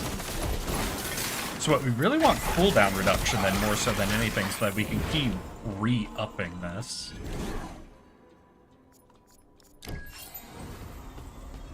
Or I guess, no, what is the upgrade? Is rage duration we can do. It is essentially the equivalent. It means they stay up more, like they stay longer. Alright, so we really want rage duration upgrades whenever it's offered to us. Almost forgot to work on trade grade boss. Ooh, on what? This is crazy for me to say. I would rather people trace me than use AI on my ass. Fair.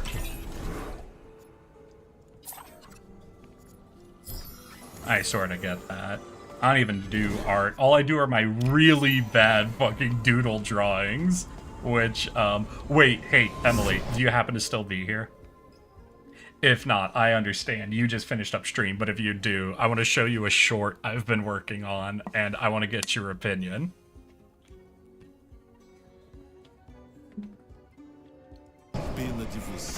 Damn, I think she was too tired after her stream. She's not going to see my really shitty animation.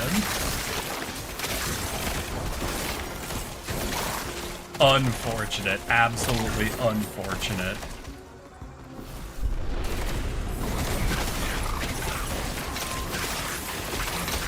She missing out?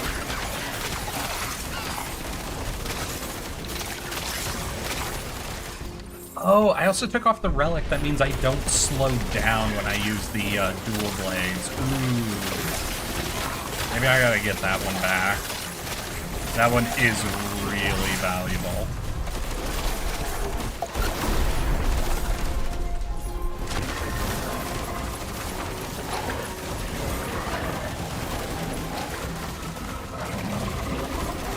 Oh, and I'm seeing those power orbs. We got 3 of them. We got all 3, right? We cap at 3.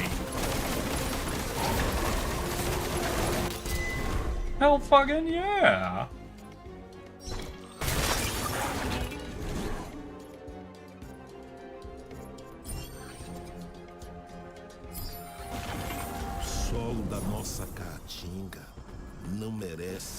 To be fair, I do think some interesting work can actually be produced in tracing.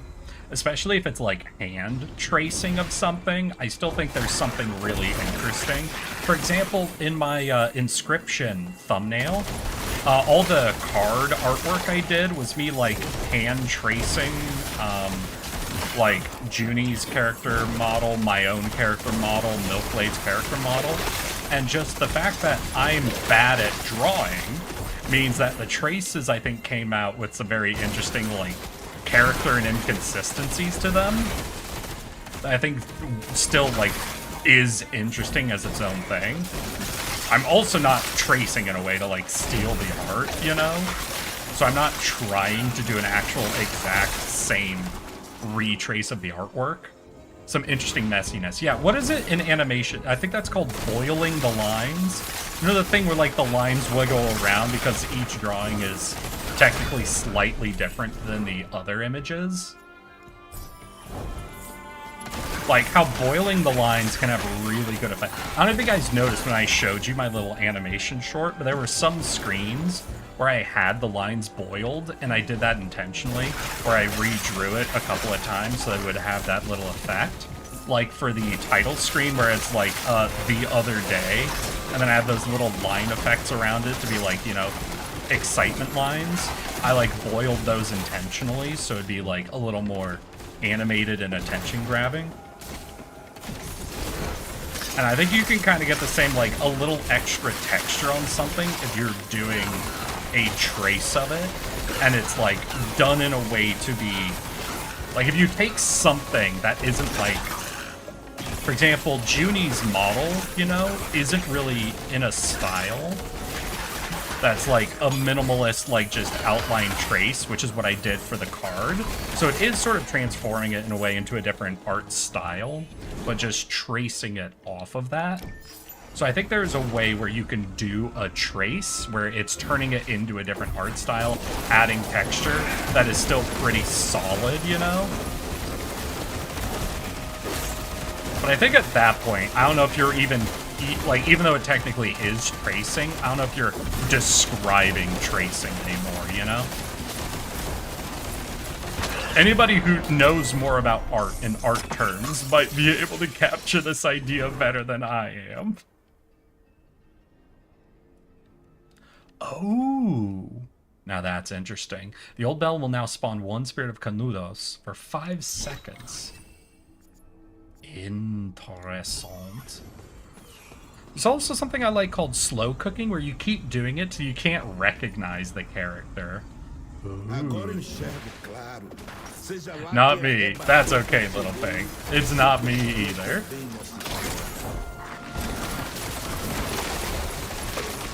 I just realized, since that effect is doubling them, not giving me an increased amount, if I get an upgrade that gives me like 1 extra soldier, then that'll become 2 when we do the doubling effect.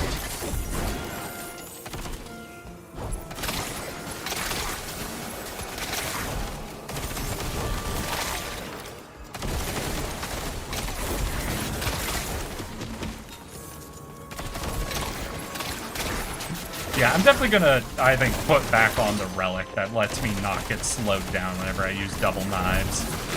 The movement speed is aggressively painful after getting used to the no effect one.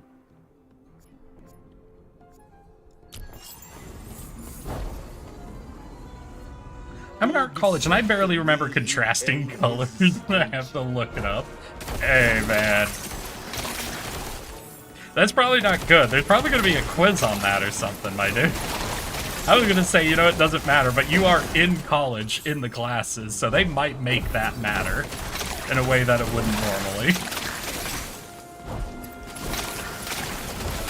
God, imagine an art quiz open note. I'm sorry, why did you need to use open note for this quiz? I couldn't remember all of the colors. Listen, it does make perfect sense, but there is something wild about saying I forgot some of the colors. Oh my god. Yeah, rage cooldown.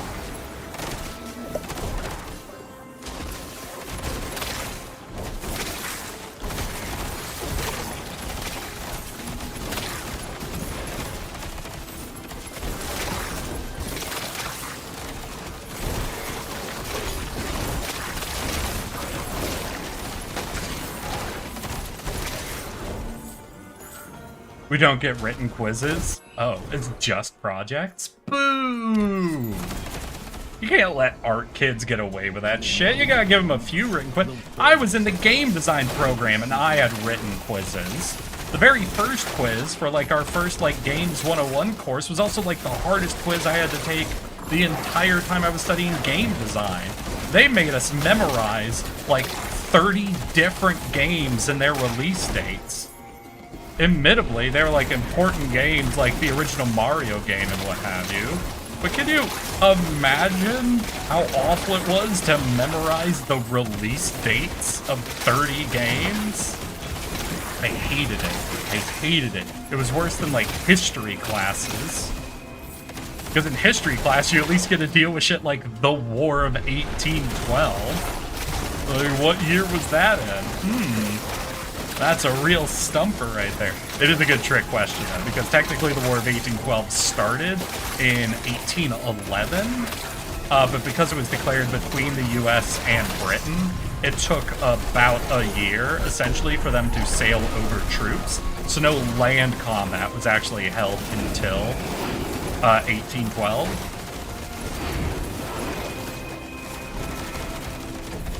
But still, it's something where you could puzzle it out based on the name. It's not art, that's art history. Exactly. Que a República pague pelos seus crimes. You gotta force those art classes to include a little bit of art history in them. Can't let people get away with just projects. Era só o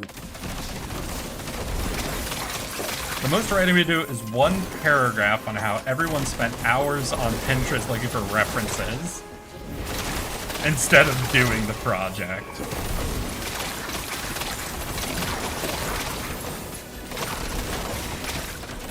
Yeah, I might actually suffer a little bit with the movement speed debuff I'm getting now when I face the Vulture. I need more soldier upgrades so they can carry me. I do think I got a really good rage cooldown upgrade though, because it looks like I'm having the doubled soldiers a majority of the time.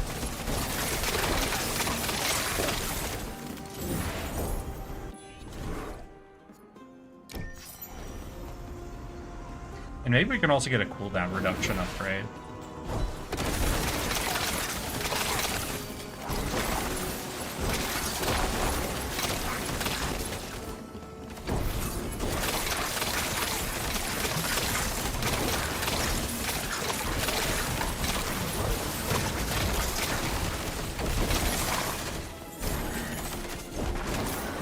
Is there anything more awkward, though, in any type of an art class than when you have to bring in a project and everyone goes around the class, like, displaying their work for everyone in the class to criticize? Like, at least the first time you're doing that. Because let me tell you, there is nothing more awkward than becoming friends with a bunch of people in your class, and then the professor going around and having everybody publicly show off their work, and everybody has to come up with criticisms for their friend's work. Oh god, that feels so awkward the whole time.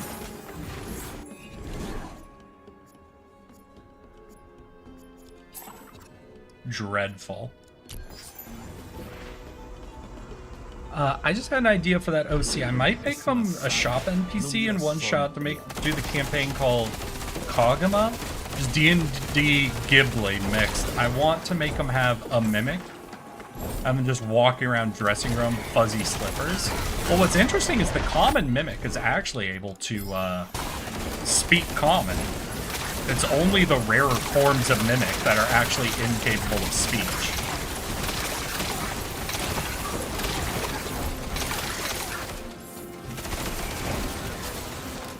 But it depends on how much in the canon you want to be.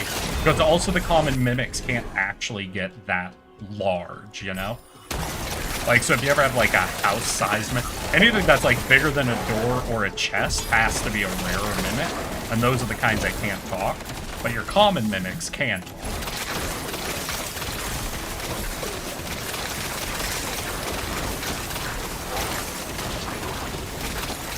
Mimic lore has got to be some of the least explored shit in D&D. Gonna homebrew it anyway, I was just gonna make them talk. Well, listen, if you make them a smaller mimic, you know, not much bigger than a door, a treasure chest, a table, a boulder, you know, they just be a common mimic and they can speak.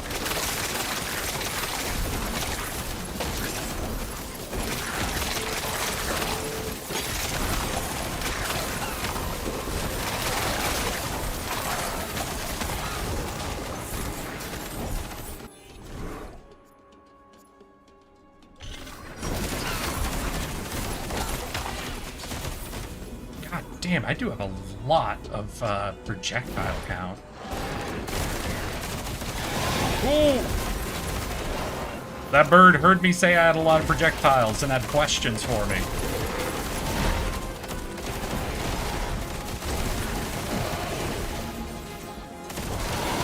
Oh, okay, yep, you have more projectiles than me. I yield. I'll admit it. You got more than me.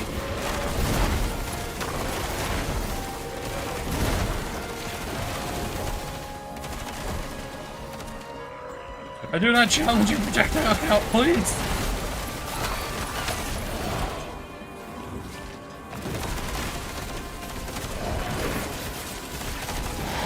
Whoop.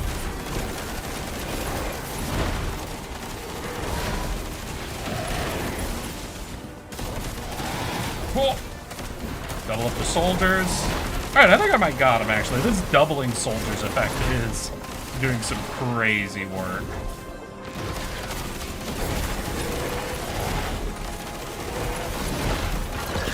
Boom, baby. Bell's damage, lasso spells. Yeah, we'll go with that. Mana cost. Can we get a soldier upgrade? We can't get a soldier upgrade, damn. Alright, we'll just go for reflexes. Alright, we've now made it to the level where they force killed me.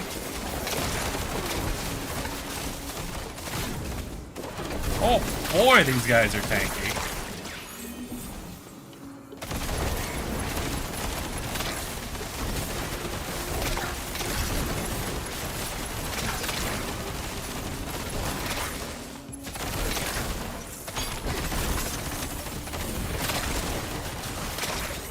Keep moving. We're gonna, let's see, this is gonna be my first time DMing. I literally asked I asked him to throw every homebrew at me because I went crazy for the first time. Oh, buddy. Oh, no. Well, I hope it goes well, but I'm always nervous when you get a lot of homebrew mixed in. Because if you get too much homebrew mixed in together, things break very aggressively, very quickly, and in ways you're not 100% prepped for. But I am a creature of order.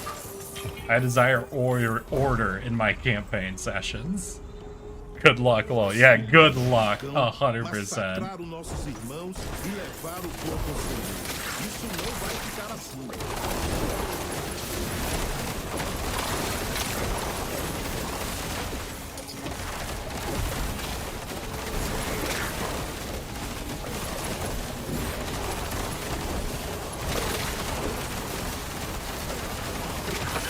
Got him.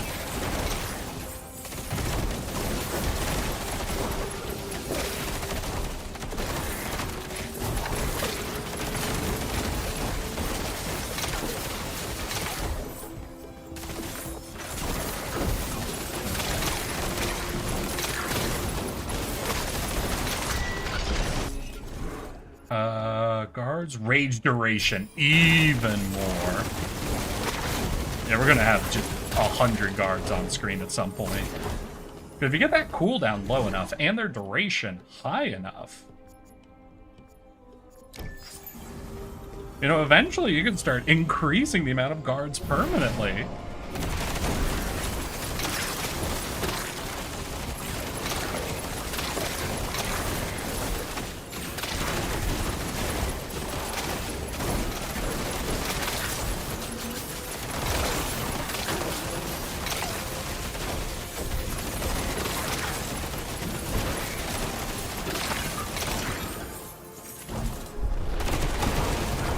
I am glad. Like, I'm a little sad I did the trade out one relic, the movement speed one, but I am so glad I went for the doubling over the increased attack speed.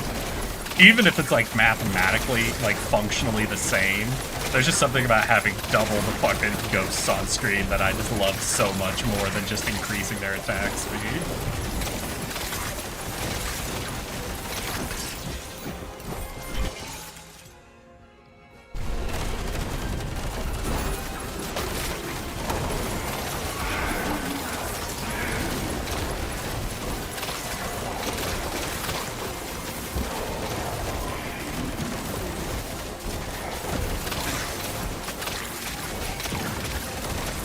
Too many cannons!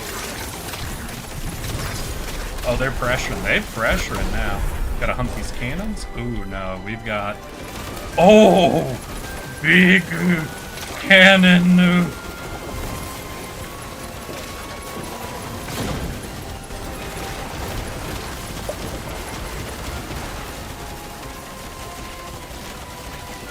Alright, all the quills. All the quills.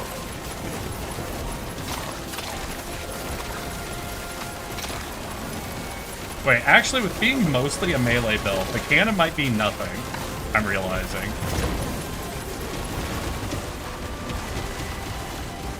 Because, like, if he's not standing in poison, I do gotta just tear him up.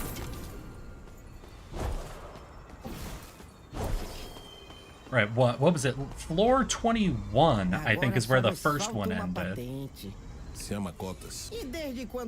What floor we're on? 17? So I think we might be close to the end of Act 2 here.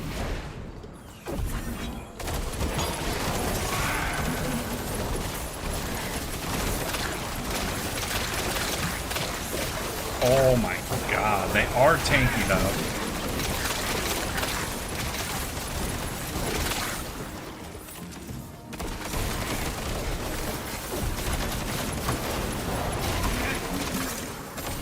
Yeah, I'm definitely starting to take some health damage. I am healing it back relatively quickly.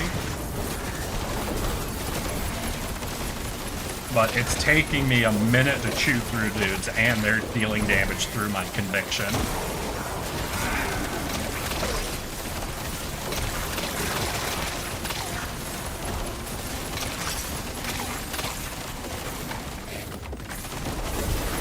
Oh wait, I need to watch the clock. I'm realizing I might not have enough clock time. Shit. Minute 50 to get through 3 levels. Ooh. Ooh. Okay, that... we might not have enough time. We might actually just not have enough time to get to the boss. Okay, stick and move. That's the plan.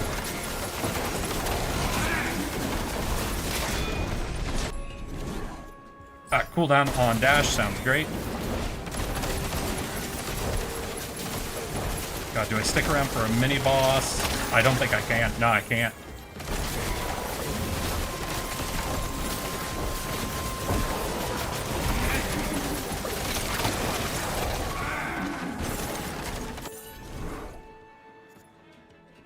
Yeah, we'll go for ailment to let the burn last longer. Also, I spelled the campaign so bad, it was Obojima.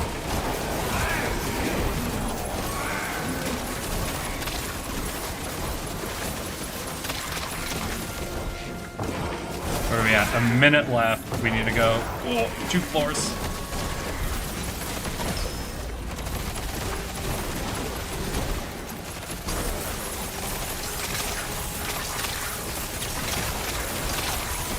Alright, we're moving. God, if I go too fast, I'm going to be under leveled, aren't I?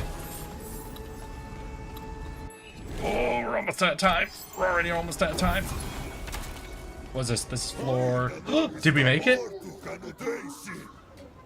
Yes, it's 21. I think I just barely made it. I think I made it with seconds to spare. Oh, thank goodness. Oh, thank goodness. Tua hora chegou. Oh my god, this dude is fucking insane. Okay.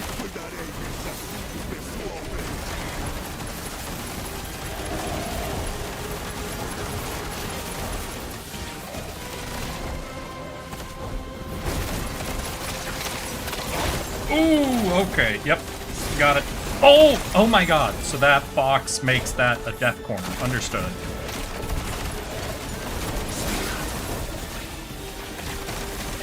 Just send all the quells.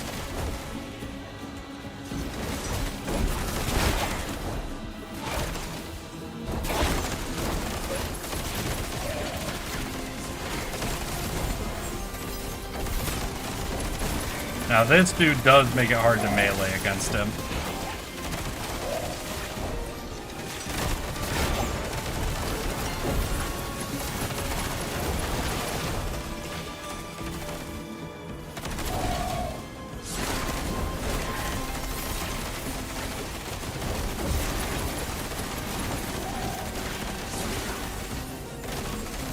Alright, we are able to get a lot of damage off, though, and he's basically permanently burnt.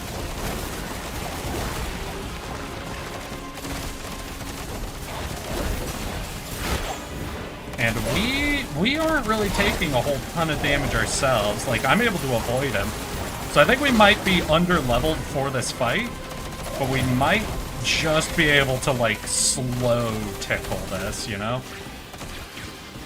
Especially if we keep him burnt and poisoned.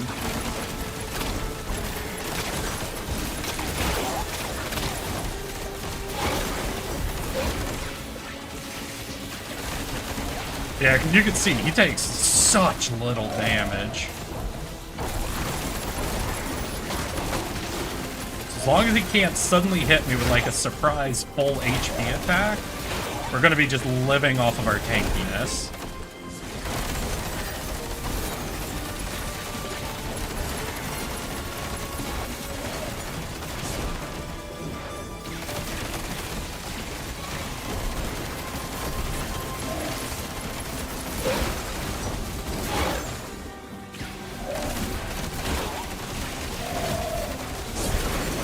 He's spinning! You trying to spin me?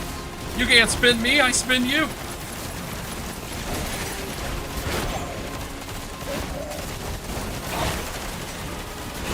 Oh, I'm standing in poison. Ooh, that was really bad.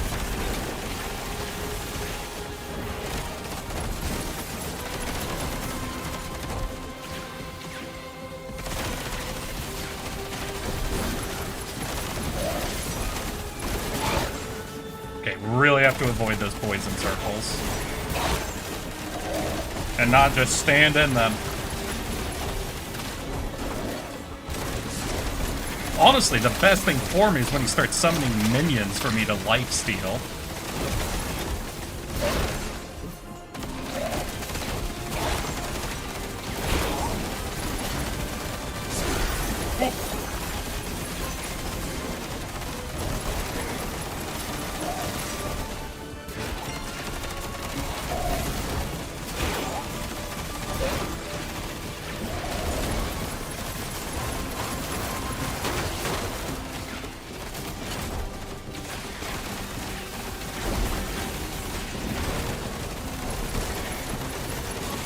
Okay, do we got him? He's below a quarter health, and I haven't even had to use a potion yet. It feels weird, though. This fight feels a lot more like I'm just too tanky, and not really that I'm even dealing a ton of damage to him.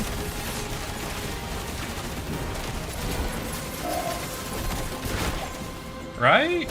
Are any of y'all getting that feel? There's something about this combat that feels a lot more like I'm cheesing, you know?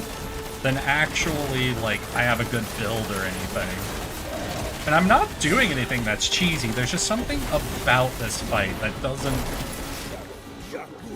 You know? It feels more like I'm just, like, outpacing it than actually, like, my build's insane or anything. You found the dreaded white guy. True. Very true. Like I said, the art from the campaign, because that whole reason I wanted to do it. Oh, hell yeah. I'll take it. I'll take it. Drop it in the art channel, my guy. Also give my players access the Four Claimers race as well. Okay. Yeah, it seems like... Right, I agree with you, Loping. It's really felt like all the way up to this point I've been underpowered, but I also didn't... I didn't need to use health potions or anything. I wasn't really under threat that fight.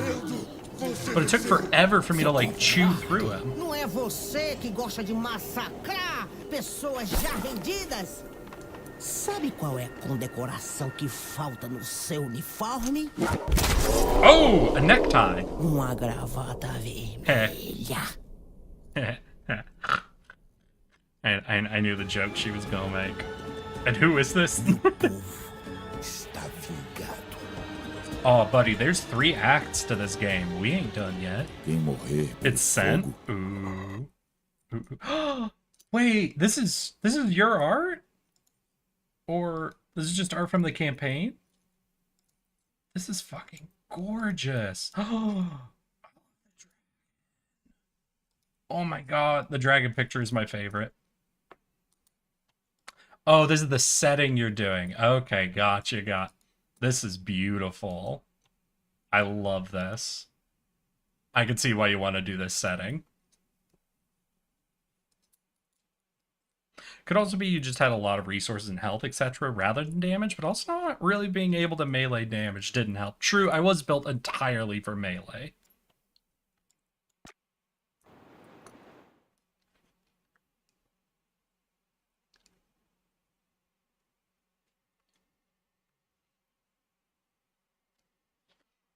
Oh, please let me take a look at the Act 3 abilities before you throw me into it, my guys.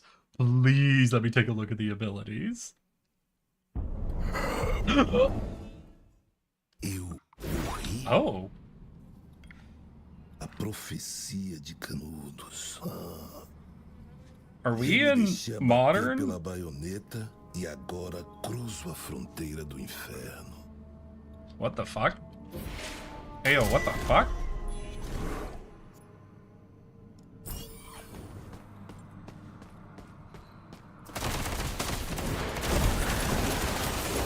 We're not in, like, modern-day Brazil, are we? O que são esses canudos?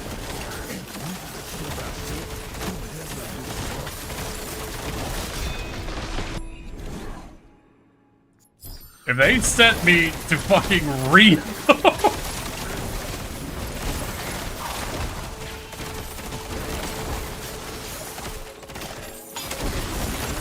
What's that loot box looking fucking treasure chest? Y'all see that?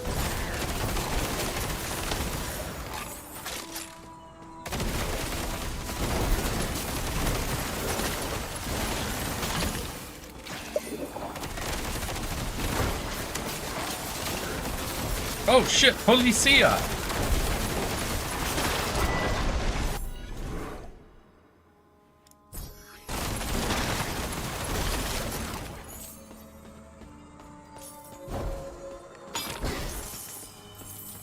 Oh, I guess that wasn't the main way to go. Hey, Z-Lix! Thank you for the 4 years, 7 months, and 22 days, my guy. Fuck, wait, 7 months? Oh. I looked at chat. God damn, 7 months, my guy. You trying to make me prepare myself for seeing someone with a 5-year marker going? Oh god, I'm not ready for that. Zelix, I'm not ready for that. Could you stop making me, like, come face to face with my own mortality? I do not appreciate it.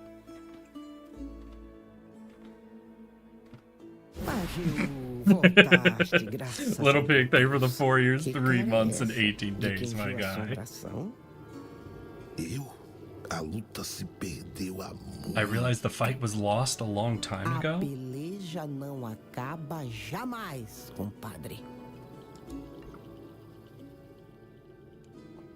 Oh, there it is.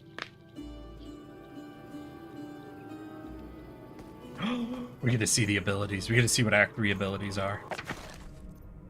These are the prayer for health, gain regen. Okay. Faithor Slash. Hey, Hallfrost. Thank you for the 4 years, 5 months, and 11 days, my guy. And right. Ah, shit. Did you guys go too close together?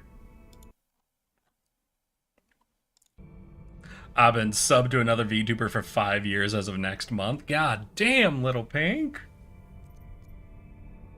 Summon Brute. Summons a large ally with 6,000 life that can be targeted by enemies. The Brute automatically summoned or revived 10 seconds after it is killed. Activate the skill to force all nearby enemies to exclusively attack the Brute.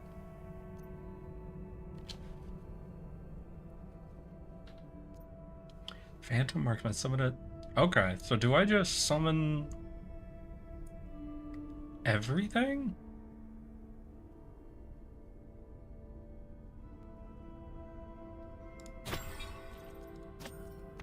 Yeah, I think we just go just all summons. Sounds fucking great.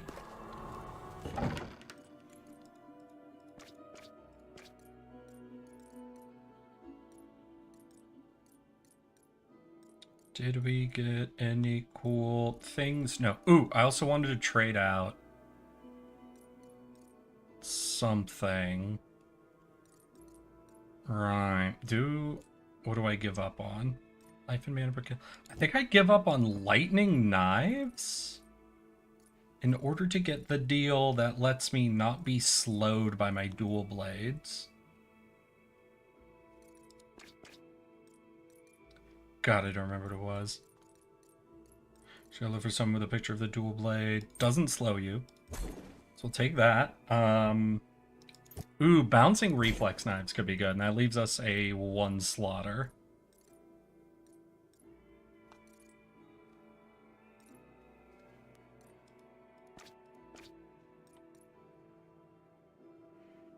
It's a bleed, I don't really care. Ignite status. Stones aren't bad, but... Ooh, that could be interesting. Yeah, we'll take dash, has a chance to fully recover. Oh yeah, and I should look at doing upgrades. Oh.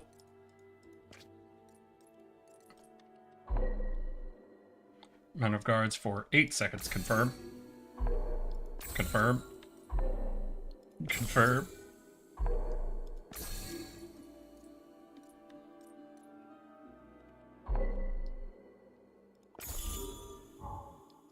Alright, we just upgraded our soldiers a whole hell of a lot.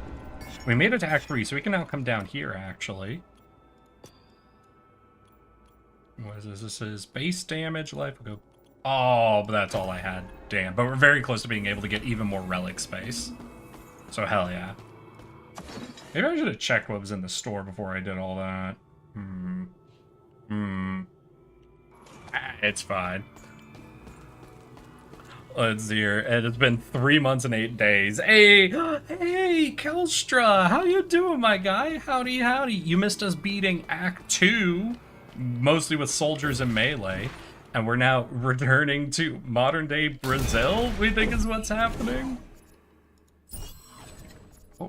Oh, yes! Double the summon spirits. Perfect.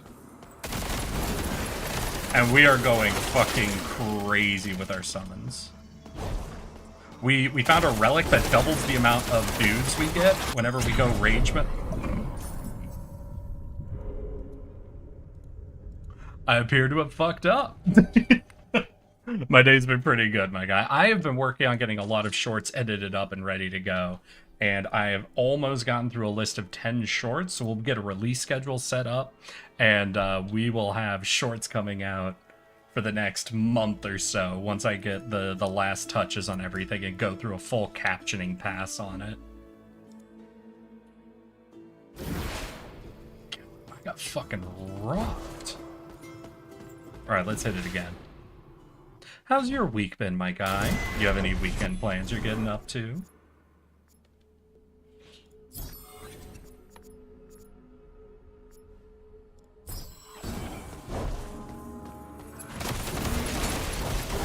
So I think part of that might have been when I was summoning the rifle, I think I might have been out of ammo. When you try to use an ability while you're out of ammo, it forces you to stand still for a second. Also, the simple fact that they are able to one-pot my health is crazy.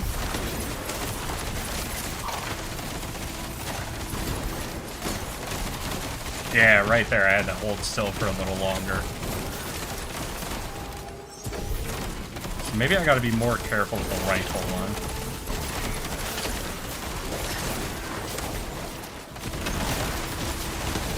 Oh yeah, really gotta be careful with the rifle one. Because that one will lock me in place. If I don't have the mana to actually do it.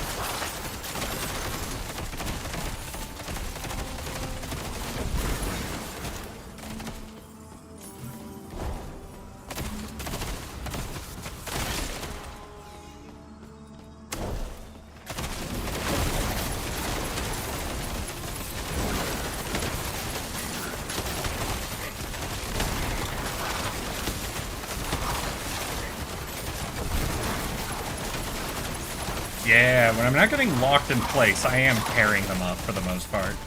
So I think that's what it was. I don't normally run abilities that'll lock me down. But they are also doing a lot more damage. Ooh. Up to 3 rifles.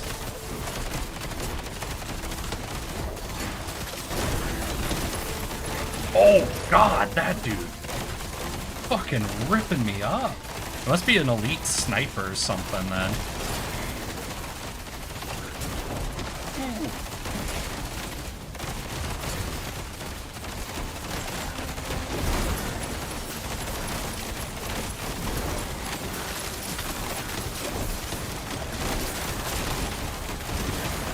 Okay, yeah, they got a lot more high damage homies out here.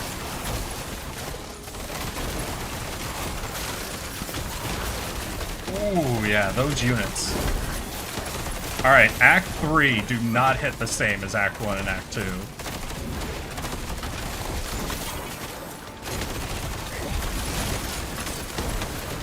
They are so much angrier.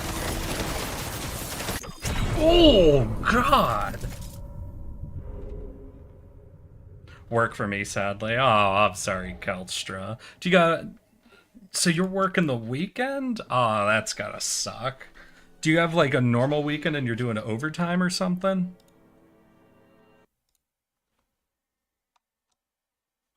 Oh, I'm sorry to hear that. Well, I'm glad you're able to come out and hang with us, at least for this evening. We'll try to make it as entertaining as possible. This seems like it might have the distinct feeling of you're going through the game too fast. What? You think because of how the final boss for Act 2 went, that I'm going through the game too fast? You know, you might have a point. You might have a point. Oh. Does that mean I gotta roll Act 2 again to, like, farm up more resources to do more meta progression? Fine, we'll go fucking back into Act 2. Meu sangue há de se misturar.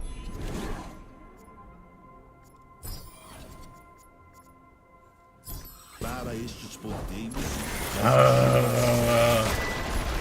If nothing else, I think we have proven that we fucking rocked this game in a way it was not expecting.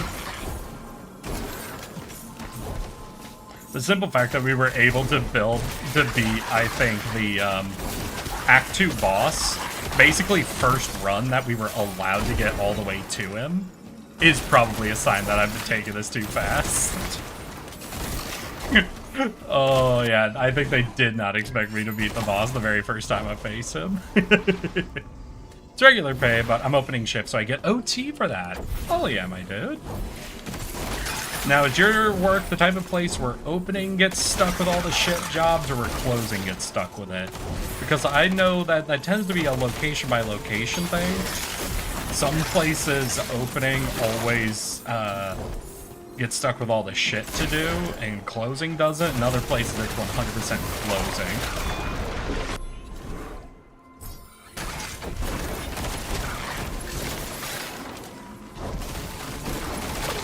I work Saturdays? Gross.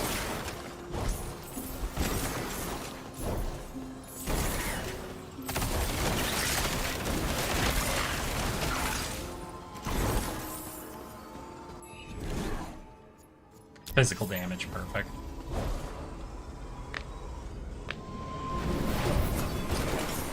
You been getting into any good games lately, Kestrel? You're not playing the Uma Musume, are ya?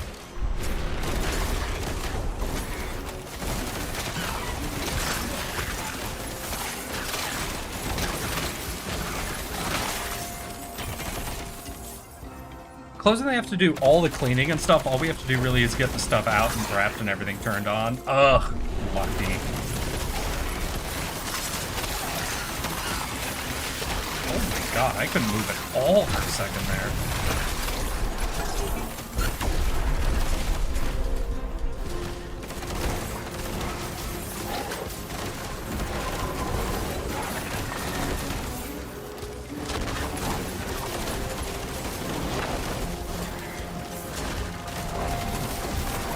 So what I think is actually happening, so if I'm activating multiple abilities, like if I'm doing my spin attack with Frenzy, And I do a summon. Yeah, I can't move until I release the spin attack. Interesting. So we're getting some sort of an input overwrite here. Where essentially turn off moving. Yeah, you see how they pause your movement when I'm like I'm just holding down on the key. And if I hold down the key and the summon button, you can see I pause for a second to do the summon. And then because this affects my movement speed, I think there's something happening where they're not resetting your movement status when you have two abilities happen at the same time that affect your movement speed. So they mark you as not being able to move. So that's a little rough.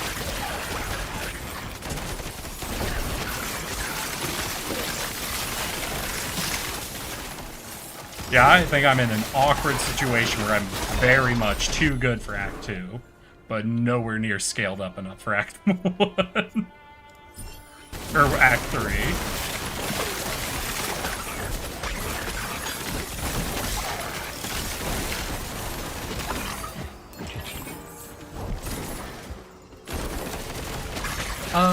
Let's see here. I started playing Cyberpunk 2077! And I do play WoW. I'm very sorry about WoW. I'm excited to hear about 2077. I made the mistake of pre-ordering 2077 and doing like a full playthrough of it essentially on its release status. I feel like I really have to go back now and play it after all the updates have come out for it. But there's just like one of those things, like it's just really hard in my head to go back and replay like a single player game, you know? Because especially a lot of the early game beats are going to be things I already know what's happening. So just a lot of the story element of it gets sucked out of it. But like with how much they've changed, how much they've like fixed up all the problems it had, I just feel like I have to at some point, you know? And I'm jealous of everybody whose first experience was with the game was after all the fixes came out.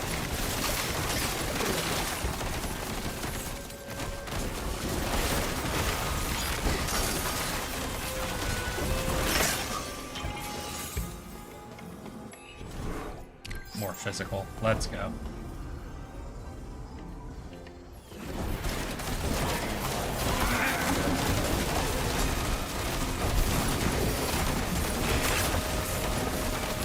The game is so much better now after I launched. I played it on the launch day, it was buggy. I might have a VOD for me playing it live on launch day, where like all of the trees were visible through terrain. And listen, that might be a pretty bad bug, but it was hilarious as well. It was fucking hilarious. I kind of liked that one bug. That one bug was honestly funnier than it was bad. Broken Cyberpunk was peak. In some ways, it definitely was. No, I do remember I got upset, though, on the first time I was, like, playing in my own time. Because I got really sucked into... I don't even remember the character's name. The one girl who runs the dream thing? Like, the virtual reality game, like, memories... What was it? Something dancing, right? Dream Dance? What am I thinking of? But essentially that character's storyline I got really sucked into. But apparently, because I was a male V instead of a female V, like the very ending of it gets cut off because the last mission in that whole thing is essentially a romance, like is a part of like the romance story for her. But because of that, I got really invested into her whole story, and it felt like I essentially got cut off one mission before the ending because I couldn't approach her as like a paramour. Judy is Pookie. Yeah, because I think if you're a dude, you get to like recover her friend, but then the mission ends, like the whole mission line ends. But I think there's more after it if you're a female and can pursue it like in a romance. And it's like, I'm okay with not doing the romance stuff, but it just feels like the quest line got cut off halfway through, you know? And so that kind of upset me a little bit.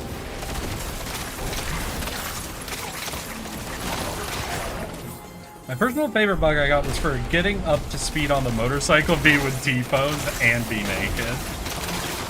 Hell yeah.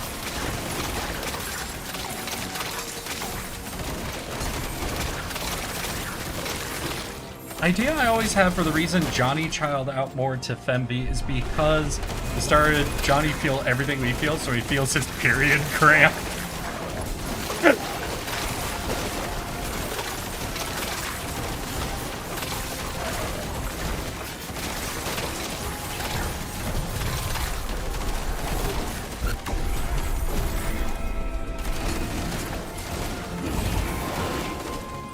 I remember on my first playthrough, I was motorcycling, I accidentally crashed into another car.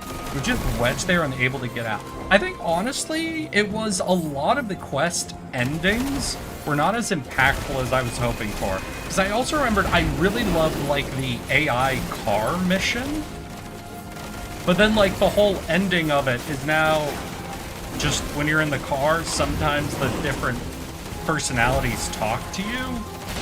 And it just felt like there wasn't, like, it didn't feel like there had been a massive impact in the world or whatever from going through the whole mission, and it just felt like a little underwhelming in that way, you know? I don't know, maybe there were other missions that left with like a stronger feeling of impact, but it just felt like a lot of the missions didn't have like a feeling of impacting, you know?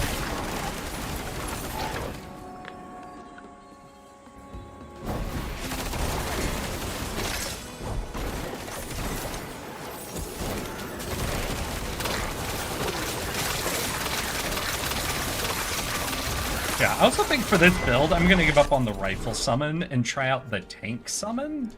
Because just the fact that I can get stun locked by trying to do the rifle makes it just really hard to blend it in how I'm playing. But I think the tank, just like this guy, is always summoned, and his active ability just, like, makes everyone target him. So I think it'll function the exact same way that these dudes do, essentially. And shouldn't get me stun locked. I don't care if any other car is faster than record. I got the trans truck from Claire, and I kept it as my main.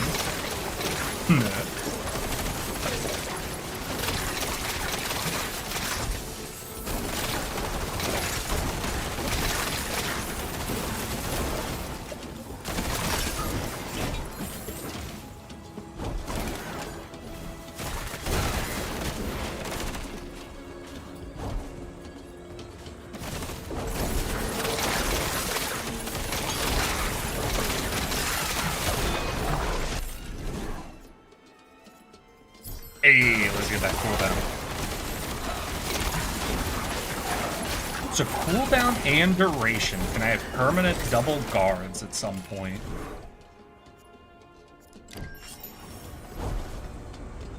I hope so. But no. I've told you guys about the time at work, the job I was at, where a bunch of people got in trouble for playing Cyberpunk on a company time. I had to have told that story. That's like my favorite QA tester story.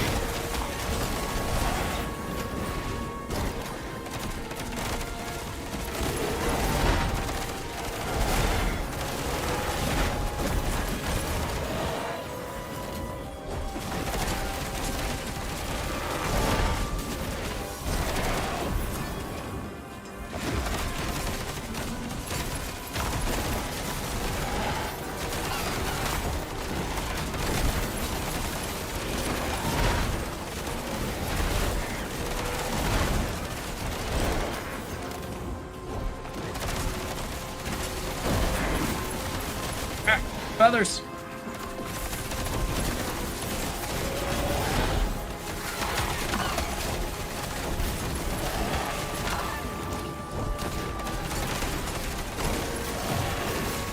Loki want to go back and play it now that they fixed it. Yeah, that's where I am too. But like I said, I have this little mental blocker for going back and replaying single player games that I've gone through already, you know? I still should. I still definitely should. I can't look at Jackie the same after I saw the theory video that said they set it all up to fail. What's the premise of that video? Why did Jackie want to fail?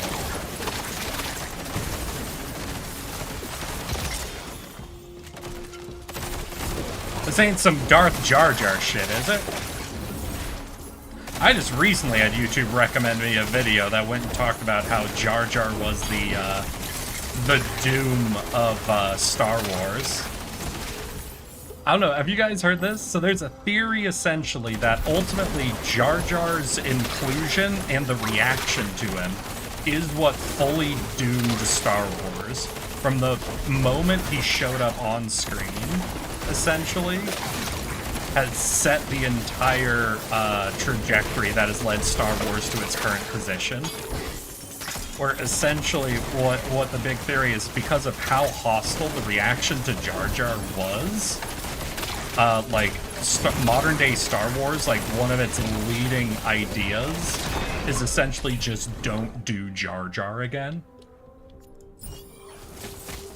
Basically, the main thing is just don't do Jar Jar, essentially.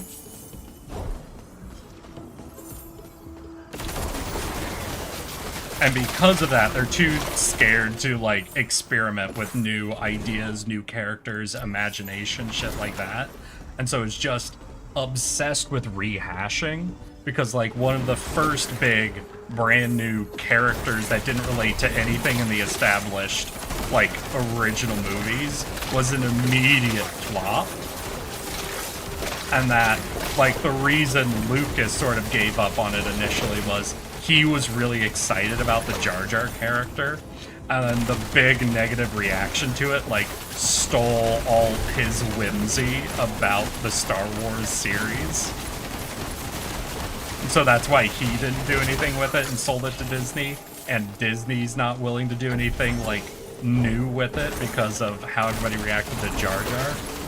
And so it's like Jar Jar and his reaction was the death knell of Star Wars.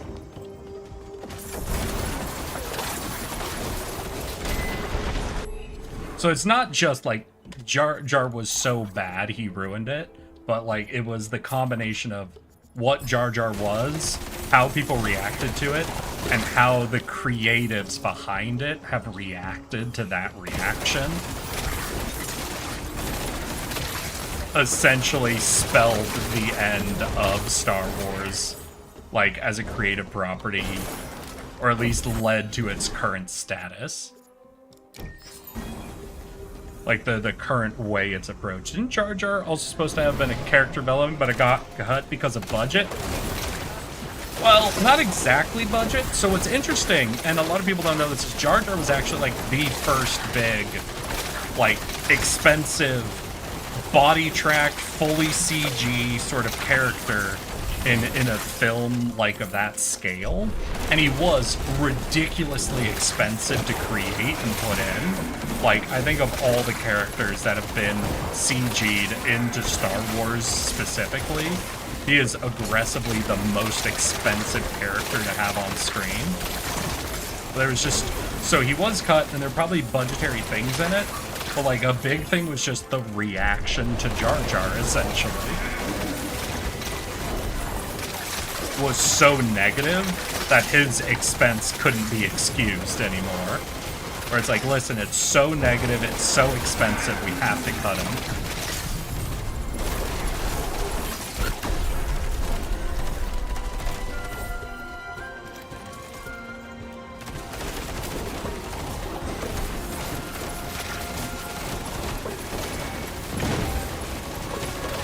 Now, what is funny is a lot of people like to quote one line from a behind-the-scenes film thing of George Lucas saying Jar Jar is the key to everything, but it's just that line, fully out of context, where it's funny, where we don't know what he was referring to, because George Lucas could have been saying the entire Star Wars series, that movie, that scene, or just the punchline of a joke that was being looked at that moment, where he's the key to this joke.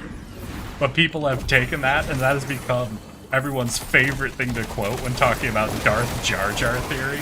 And listen, I'm okay with this because Darth Jar Jar is the funniest and best film theory I have ever encountered, and I will support anything.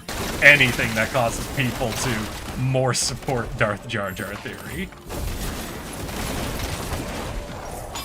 But ultimately, like, really, it's so out of context that it's wild how much people use it to fully explain what they think about Jar Jar.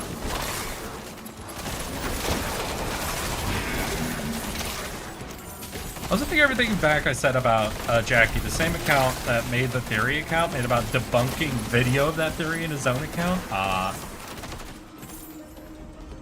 Jar Jar is the guy who gave emergency power. That's true. Though the big thing about, like, the whole story of Emperor Palpatine, like, and listen, George Lucas is not the best at writing dialogue, but his dialogue does get a big chunk of his idea across. And, like, the most famous line, you know, "This is how democracy dies," to thunderous applause. I think, like, the idea was supposed to be Palpatine was always going to get emergency power. Like, Palpatine would always be able to convince anybody to give him emergency powers. And maybe the special thing about Jar Jar is such an innocent, non-evil figure that it's more so the idea that even Jar Jar was willing to give emergency powers to, you know, Darth Sidious, because everyone was so convinced that they needed it to happen, that even, like, one of the most, you know, goofy, child-friendly, innocent characters was even convinced and willing to give over the powers. More so, I believe that more so than the idea of, oh, Jar Jar was secretly evil and power-hungry the whole time, you know? But even then, I do feel like the whole thing about Palpatine was that any character would have been able to be convinced to hand over the emergency powers to him. And there wasn't anything unique about Jar Jar that would make him distinct in that. Only that probably he was seen more so as one of the more innocent characters, so there might be an argument that he was supposed to be like the greatest example that anyone, even a good person, would have fallen for it.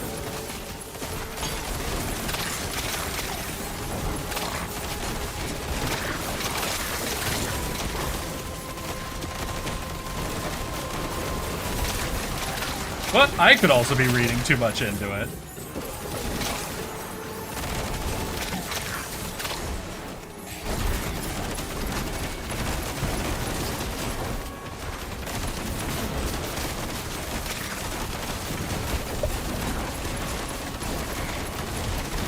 This fucking cannon standing in a pool of poison.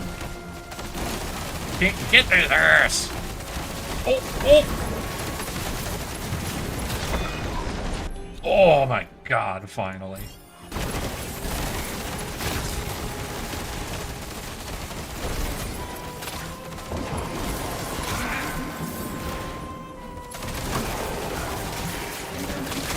God, that cannon almost actually killed me in Act 2, exclusively because he was standing in poison.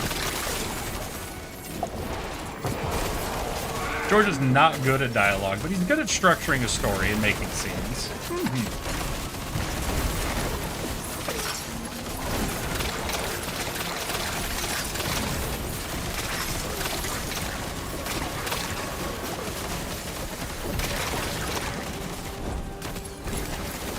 I think that's got to be one of George Lucas's main thing, is that he's got a lot of whimsy.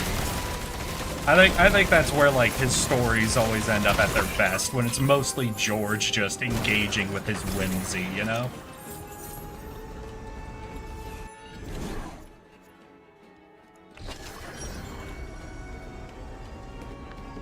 I'm gonna be so for real. If it's ever the Force sensitive in the universe, I would only learn the bare minimum of Force to maximize being lazy. God damn. Does that make you a Sith or not? Because it feels like... I don't know if you could be a Sith that way, right? Because, like, you're essentially abandoning, you know, a lust for more power just for comfort, right? You wouldn't be a Jedi, you wouldn't be a Sith. Oh, you wouldn't even be Grey. Oh, shit.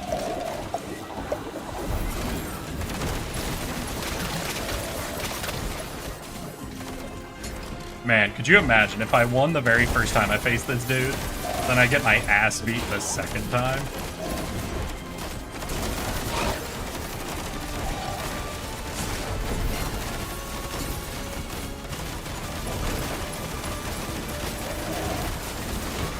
Now, I don't have the poison quills, but I do have the thing that's applying bleed, so I am doing lightning burn and bleed. Oh, oh.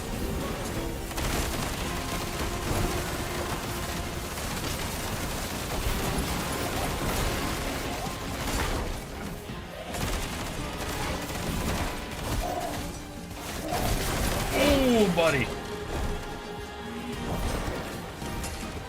Oh, that is a lot of poison pools on the ground.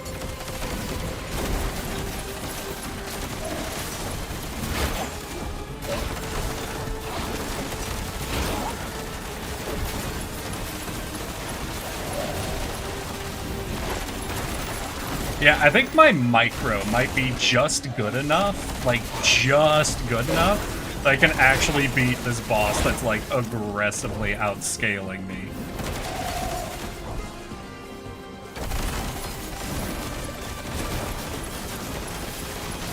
Yeah, because this boss is very like skill shot oriented.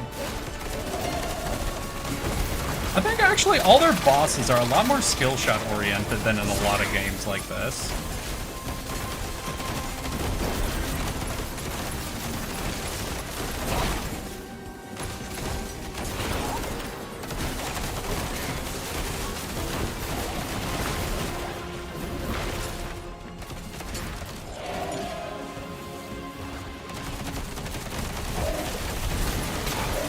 Now, there is one thing I've always thought that's sort of an interesting idea. Now that they've sort of canonized bleeding Kuiper crystals, and the idea that, like, the purple crystal that Mace uses is sort of that, like, mixed bleeding, essentially, where he's driven by, like, you know, the blue Saber's, like, honor and, like, how that's always been more of the duelist blade. It does raise the idea that there should be a version of a lightsaber that is the bleeding of the green and the red, right? Because we see, what was it, the Ahsoka TV show showed the orange, right? Which would be like the yellow sentinel blade bleeding into red. We've seen a blue saber bleeding into red.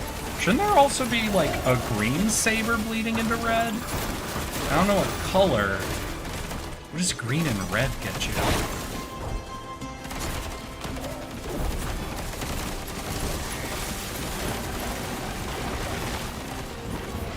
What would green and red get you? Time? We got, what, 1 minute 40 left?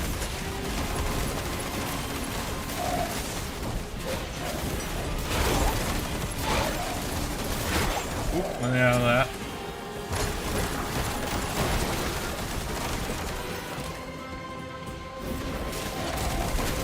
Oh, he's spinning!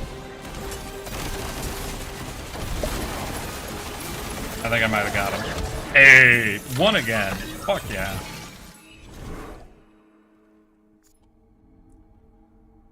Let's hear. Honestly, we need more writers to engage with their whimsy and stories, because majority are just live-action reboots. I mean, that's only Disney, but I do agree somewhat with what you're saying there.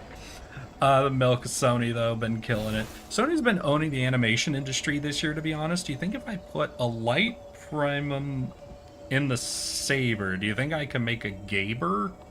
I don't even know what light primum is. So sure, definitely, Rye. Brown? Does green and red really go straight to brown? The fuck is bleeding Kuiper? So Kuiper crystals are the crystals that make lightsabers work, and by bleeding them is essentially putting your negative emotions into it that they turn red, essentially.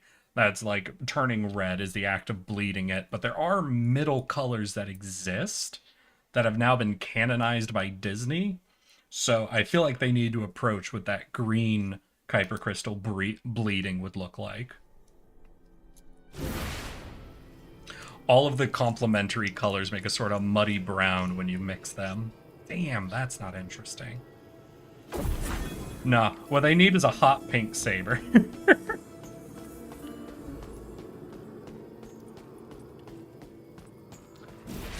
Yeah, we got purple, we got red, we got orange. I want a hot pink saber to mix in there.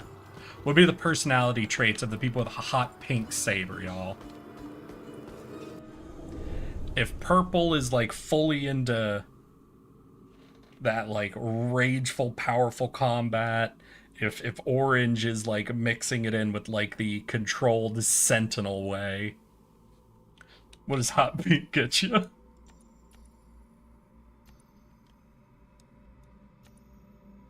Depleting your mana spends all your vigor stacks and grants you a buff that provides 30%. A stack of vigor. Each vigor stack grants you damage reduction. Okay. An agility orb.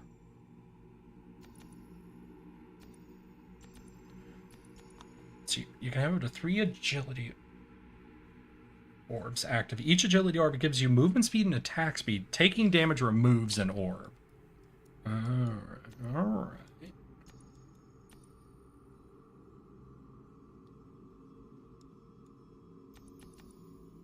Ooh, and to go into these, I need to split up a little bit. Okay. Okay.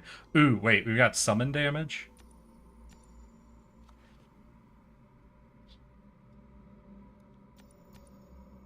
Alright, what do I need? I need 3 blue?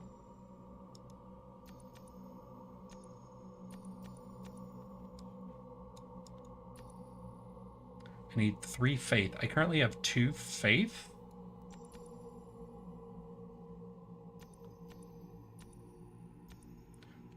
Oh, I don't even have constellation points. Damn, wait, how do I earn constellation points? I think it would be a red saber bleeding into blue, or a different way of blue bleeding into red, wouldn't it? Just like more or less along it. No, yeah, you're right. It'd be red bleeding into blue. So it'd be like a Sith who is picking up some level of honor, but if it's blue and not green, I guess that would be exclusively in combat. So what I could imagine then as a character like a Sith who's obsessed with honorable duels, right? They want to kill people. They want to prove they're stronger, but they only want to do it fairly, right? So kind of like Dooku. Yeah, so canonically, in my opinion, Dooku should have had a hot pink lightsaber. If any of you are video editing freaks and want to give me every Dooku sword fight with hot pink instead, I would appreciate that. God, what would have been the vibe of the first time Dooku pulling out his saber and it being hot pink? All of the complementary colors make a sort of muddy brown when you mix them. Yeah, if you mix enough of them, true. What is it? Gray is brown? I had someone tell me once that gray is brown, but brown is with more red and gray is with more blue. Shouldn't that mean there's also a green version of brown? If gray is blue, and brown, as we think of it, is red, what is green? Vomit? Hey, Mentally! How you doing? I feel like it's been forever since I've seen you. How you been? What have you been up to? And how is your weekend? Do you have any weekend plans? I demand all information about your life presented neatly and organized for me. What's the point of bleeding the crystal? It depends on which canon you're looking at, Hallfrost, but more so it's just something that happens. Basically, the way the Kuiper crystals work is lightsabers essentially attune themselves to your emotions, and if you're not attuned, if you watched The Mandalorian, you would have seen this example of when he's trying to use the dark saber and it looks like it weighs a fucking ton. Essentially, there's so much energy in the crystals that they actually do manifest a level of gravity that is unwieldy, But if you're emotionally in tune with your crystal, it moves with you essentially, and it becomes essentially weightless. So the act of like a Sith or a person with high hostile emotions using it turns it red as they put more and more of their dark will into it, essentially.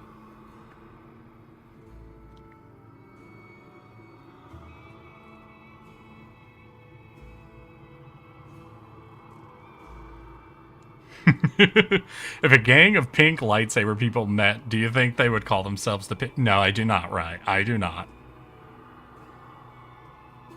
Depression mentality? No, wait, what's up? Are you being jokey? If you're being jokey, then like hell yeah. Fucking get it, girl. If you're actually feeling a little some mental health struggle, I'm sorry.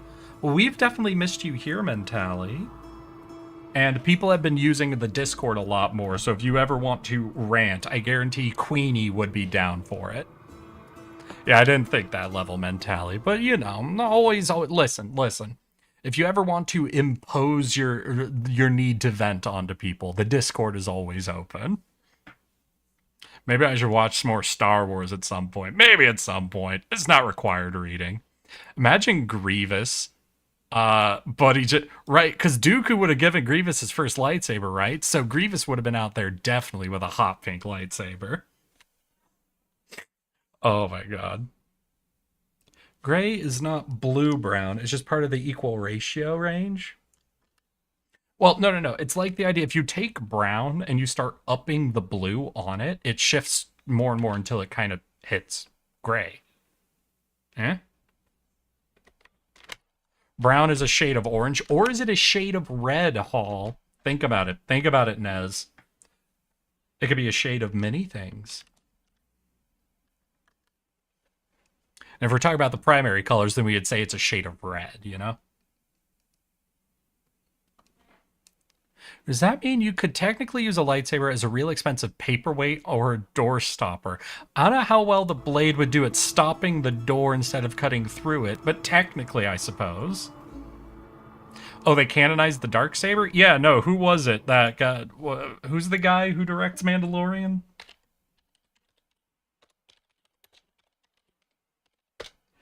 Because that was the same guy...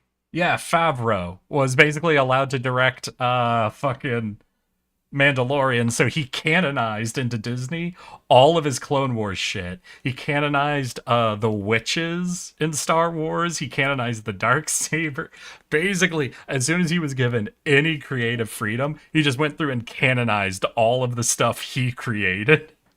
And it's like, damn, dude, I have to respect the absolute hustle for your babies, okay? I might not like all of them, but I fucking appreciate the amount of effort you're going into to keep your kids alive.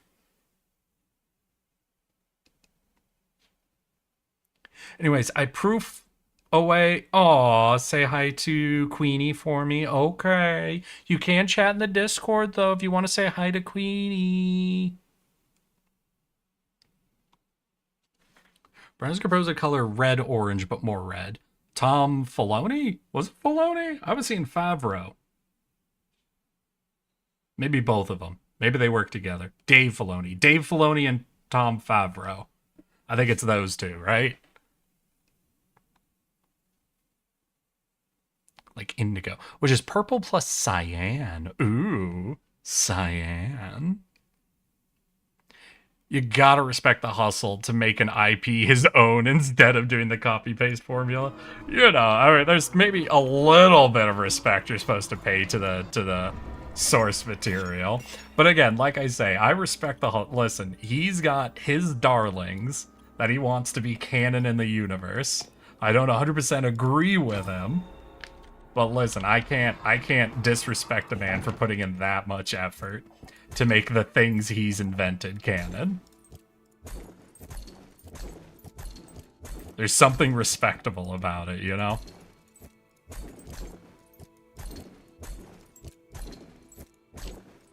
Alright. Ooh, I can add back in now the lightning daggers.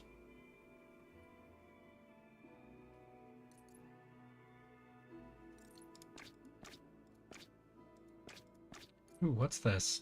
Bombardment. Ooh, right. Gaining conviction. I have a few of these, though, so I want to look at some of those. But okay, some of the guards are replaced by split shot. We have that. 29%, so that's physical damage, life, physical resist. And this is crit damage multiplier, experience gain. I think I would rather go with that one. We have a written promise, and this is fire damage, physical resist. There's probably a better one.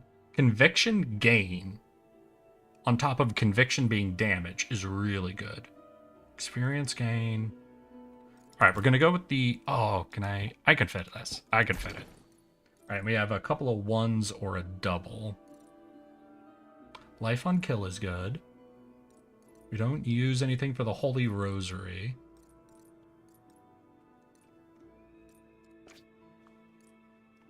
None we can use in there. Goat. Plague resist. Bell. Potion gives element resist. There's a really good experience gain. I don't really care about the potion thing. Ooh, the chance to instantly recover the dash. And a lot of mana regen. I kind of like that. I think that's a pretty solid setup then.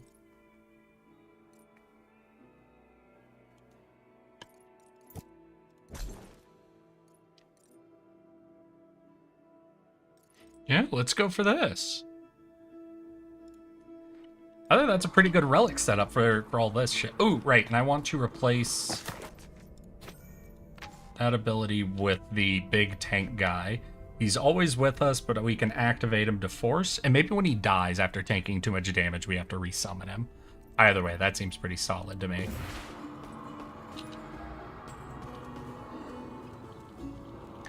Let's see here.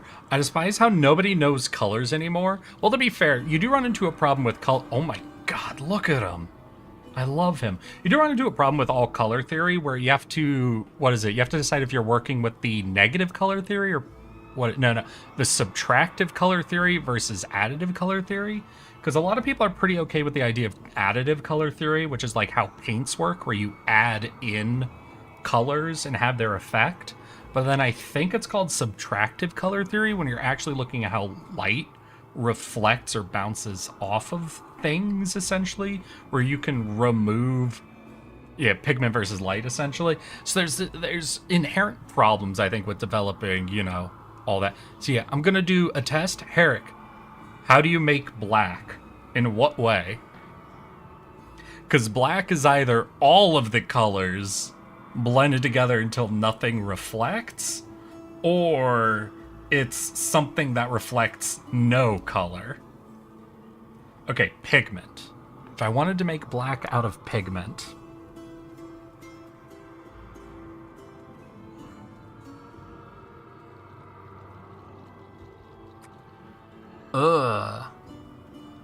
wait, can you make black out of pigment? Let me think. Because if you just mush all the colors together, you can get to brown.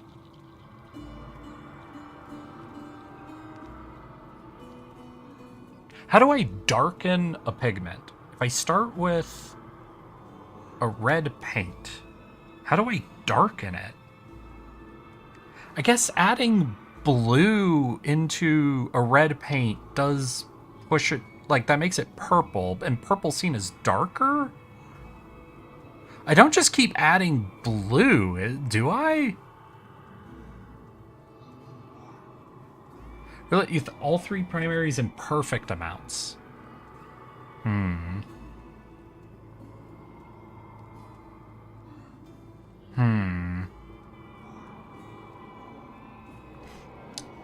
One sec. There's got to be a short. I have to watch this happen to agree with it. There's something that's not clicking in my brain. Let's see here.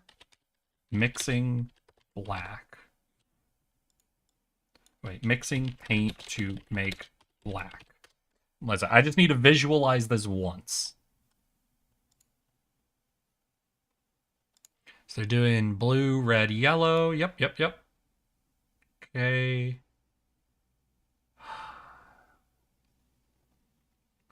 So here's the problem. What I'm seeing I would really describe as gray. Now, this could be something unique to paint.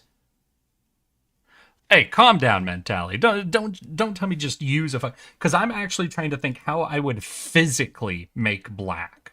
Not how, like, you can theoretically do it. Because, like, it's coming out as, like, a gray. Like, I don't know if I would describe this color as black that I'm seeing coming out in most instances. White is the absence of pigment. Again, it depends on whether you're looking, you know, because, like, maybe, yeah, no, you said pigment. Okay.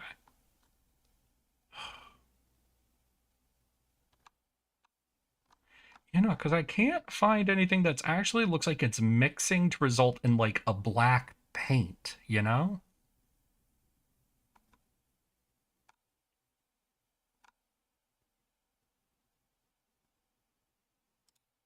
Okay, here we go. Chromatic black.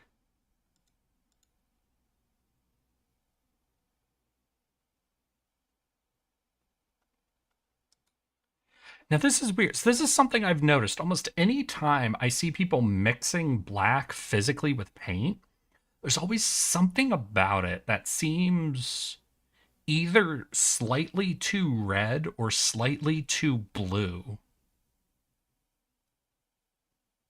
Now, obviously, that could just be the human element of it being imprecise, trying to mix it together, you know? It could also be a bias thing where I'm seeing the colors being added in, so my mind is trying to correct what I'm seeing towards the colors I've seen being added in, you know? And if I actually looked at it without seeing the mixing before it, I'd be more willing to say it's black. I feel like there might be some human error either on the part of the mixer or on the part of my brain going on right now.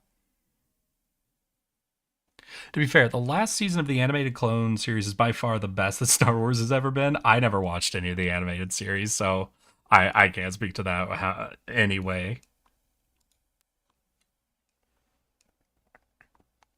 So how I think of color versus light. All three primers are brown is only red and yellow. For more paint in to darken it.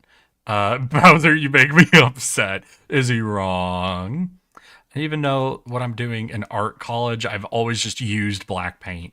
So y'all are incompetent? Mentally, make a video of you mixing paints to make a perfect black then. Using the three primaries, using a primary and a secondary. Yellow and purple. Make brown, and a blue burnt umber, and a blue and red.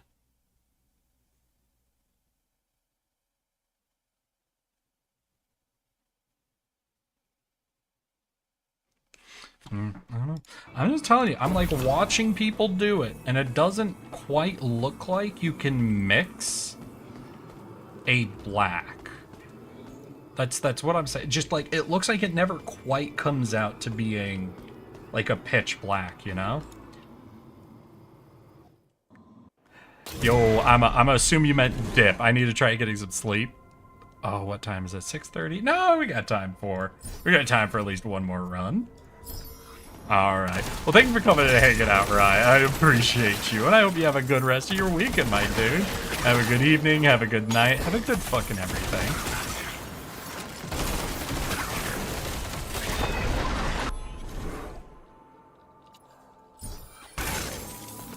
Wait, see, and black is the easiest to make? Any extra ML will fuck it up. So it sounds like it's the hardest to make. By it's the easiest to make, did you mean to say it is the hardest to make? By any chance?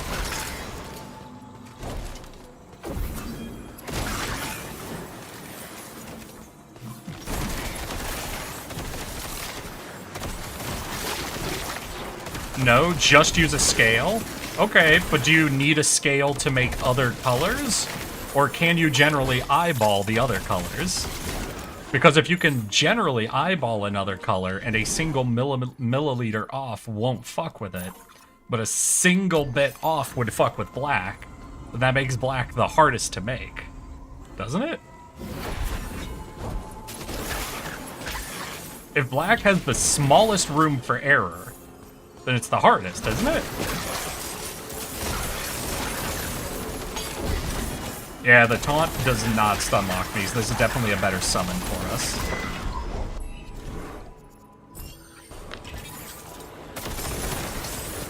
So is white or black harder to make?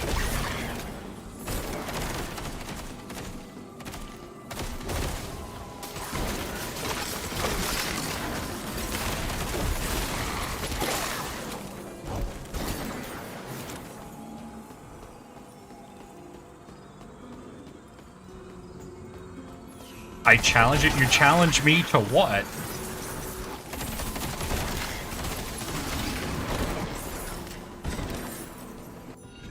What do you challenge me to? You will always be short? I am very tall. I'm not very tall. I almost said the phrase, I'm averagely tall. Alright, no, important question, chat. And this isn't a, does this make sense? This is, if I say this, do you get an, do you feel like you actually understand?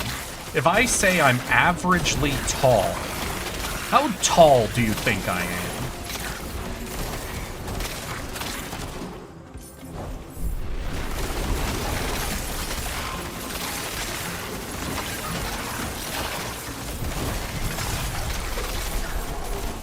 It's a phrase, weirdly, but it makes sense, right? Okay, so that is one of those? Well, I took my first data point. I need other people. Is it a phrase that weirdly makes sense to everybody?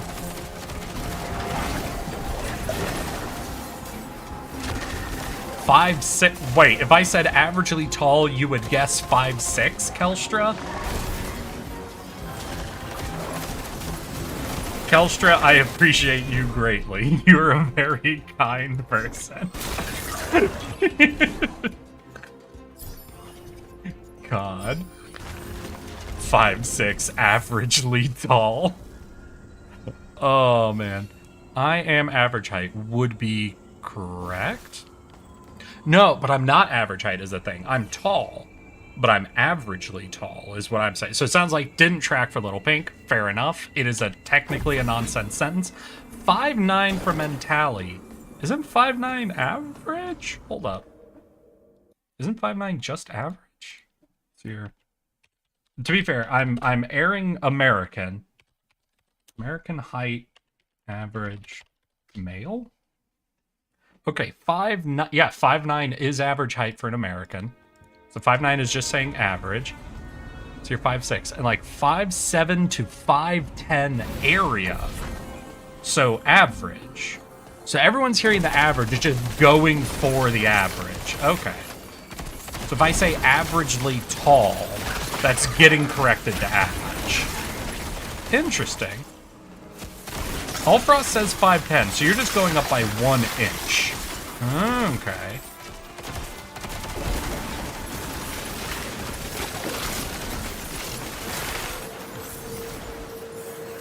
Now, Allfrost, are you correcting just based on my reaction to what you said, or are you saying 5'10", 5'11" is where you would guess?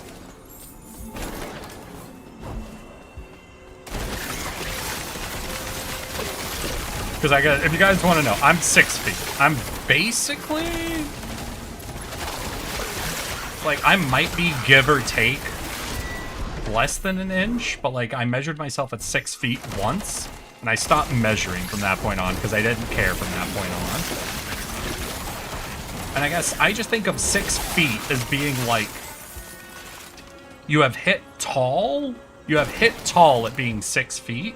But everyone does so much averaging to get to 6 feet that, like, it doesn't, like, people don't go, whoa, you're tall at 6 feet.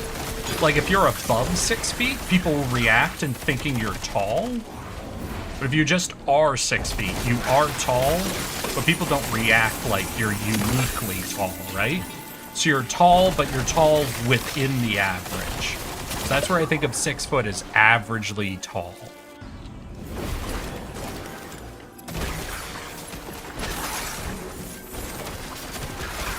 Where it's like you are tall, but you're on the council of tall, but you're not granted the rank of master, where people react to you like you're tall.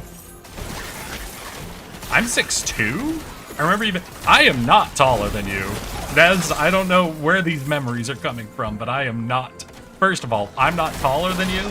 Second of all, I am not taller than 6'2".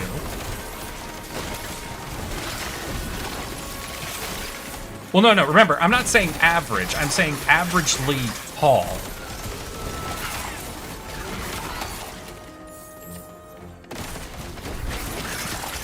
Unless we're saying 5'9" is average, is the top of the bell curve. I guess, yeah, then I'm thinking of the top of the bell curve as average. Isn't that what the top of the, isn't that what averaging is? I'm about to have a mathematician explain something I'm too dumb to understand to me. Is the top of the bell curve not the average?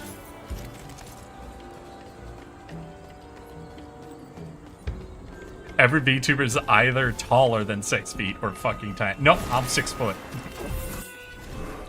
Wait, aren't you guys fans of Milk? Milk isn't tiny. Maybe I was drunk. First of all, you were drunk. Listen, at TwitchCon, there is no timing where I would not say you were drunk. To be fair, everyone in the group was drunk. But yes, most likely Nez.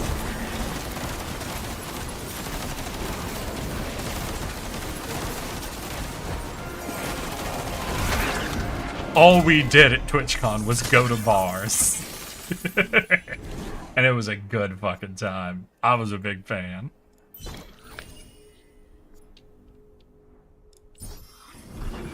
A bell curve is a type of distribution. The top of the curve would be the median, mean, and mode average usually. Yeah.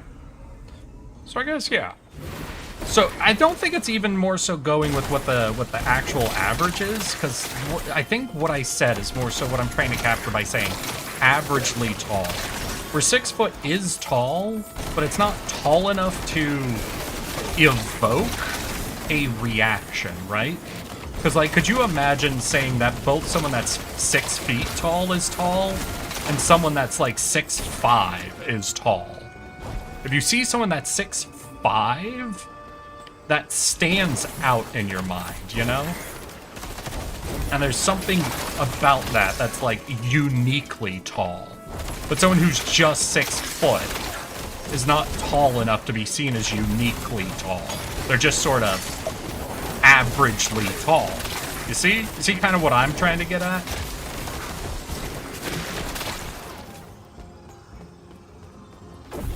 Oh yeah, I guess that's fair, like, you know, but honestly, for me, the actual in the convention center was the least fun part of TwitchCon for me. Getting drunk at the beach with y'all was the most fun of it. Kelia! Hey girl, how you doing? What were you up to today? Wait, you were doing a subathon? Fuck, I didn't know you were doing it. Oh, now I feel bad. How's it going, girl? How was rigging? You do any fucking cool model shit today? And welcome, Kalia. And all of your chat. Hi, I'm Eric. Yes, that one. I'm a pudgy little tardigrade, and I love to play video games. And right now, we are talking about the phrase averagely tall. I caught myself saying it earlier, where I wanted to describe myself as averagely tall. I realized technically that's a nonsense sentence, so I'm trying to get chat's opinion on what they think averagely tall is. So, if anyone who just joined in the raid wants to give me their opinion on what the phrase averagely tall means to them, I would appreciate that. Either tell me how tall you think it is, or what the energy is capturing. Hi, Eric, I'm finally back from sick leave and Otakuthon. Been arting, making... I saw every single one of your posts with the fucking Junie poster, and all of them were amazing. And arting, making emotes, and created Galactus versus D-Day Normandy. Did you post that anywhere that I can go see?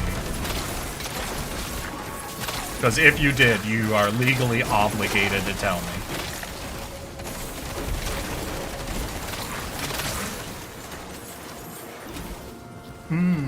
Let's hear. Averagely tall sounds like being average height in a country that is taller than most other places.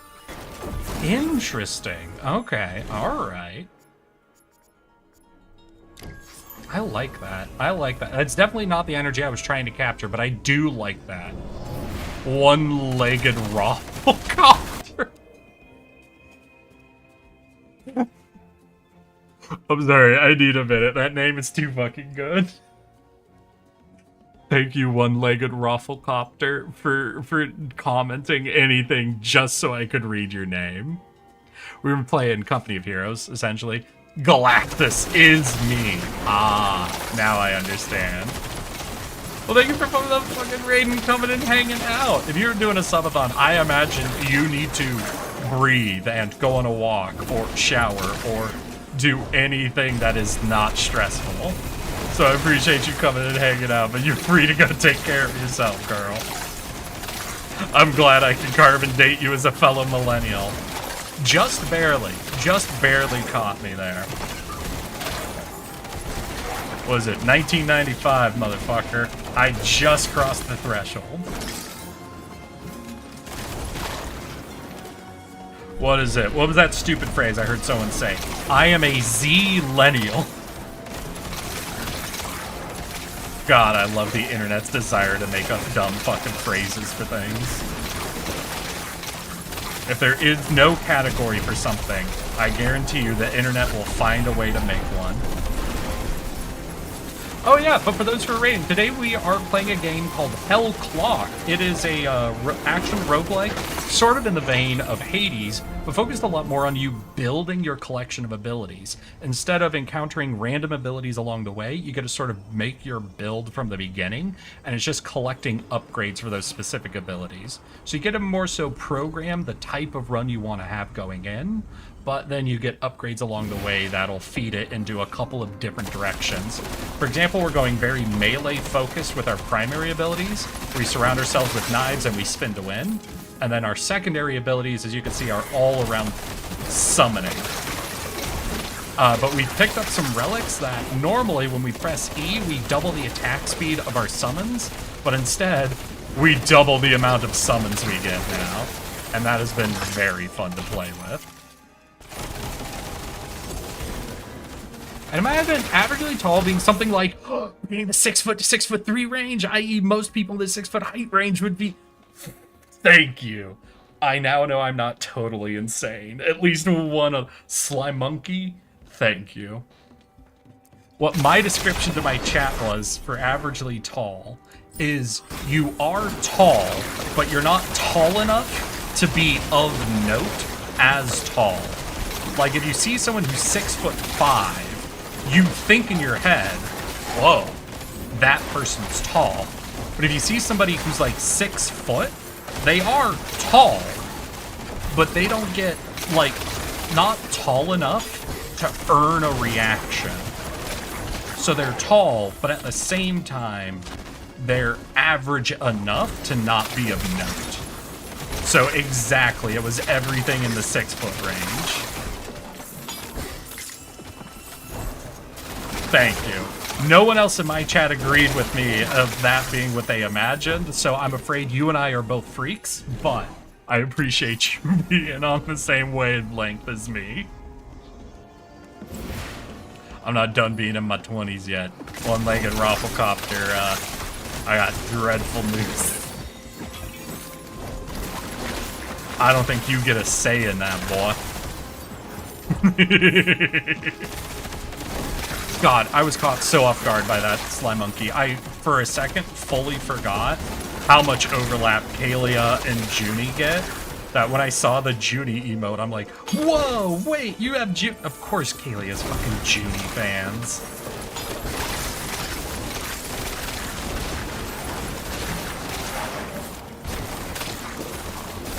My 20s are not long for this world. Well, at least people aren't clocking you as a 40-year-old English teacher, Little Pink.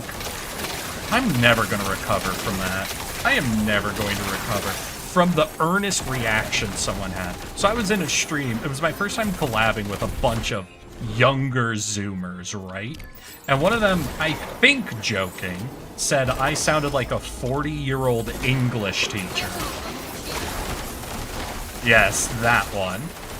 And someone in the group we were with earnestly reacted by saying, "No, you don't sound older than 36." And I wanted to die. I wanted to die. I'm not even 30 yet.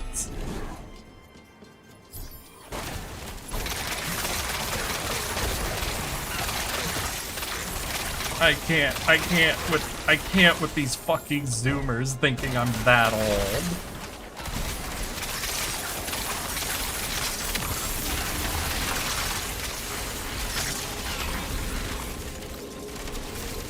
You speak too well to be a a 40-year-old English teacher. Do I sound British? Wait, are you saying I sound British or I don't sound British? Oh wait, I'm almost out of time. I have just been having fun running around. I forgot I was on a timer. Yeah, Junie's the first VTuber I watched. Now I have too many to watch. Oh, Slime Monkey. What does a poor little tardigrade have to do to get on that list?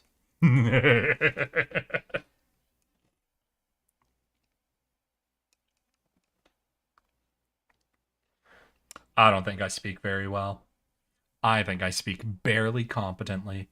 I'm just theater trained, so I'm good at faking it. I forgot I was on a timer, he said, while playing Hell Clock. Yeah, that's probably the sign. That's probably the sign. Well, sorry those who raided over with Kalia. We were not here long. I'll make sure to find a good follow-up raid target for y'all, but I clearly I'm too lost in the sauce. I'm too tired. I gotta send y'all off to somebody who isn't gonna be an absolute embarrassment like me. So, I do love you all. I hope to see you all again just as soon as possible. And I know exactly who a bunch of Kalia raiders would love to see. So thank you all. I wish you all a good evening, good night, good rest of your fucking weekends. Have some good plans, and I'll see you all just as soon as possible. Of course, you're a theater kid. Fight me, Kalia. I will kick your ass. So here's our raid target. We're going to be going and saying hi to Joel. And here is our raid. Oh my god, he's covering my emotes. All right, and here's our raid message. So grab the message and let's get ready to go. Mata? No, I don't think Mata's live. No. But Joel is. So thank you all. Remember, I love you all. So let's get ready to raid in 5, 4, 3, 2. Let's go, girls.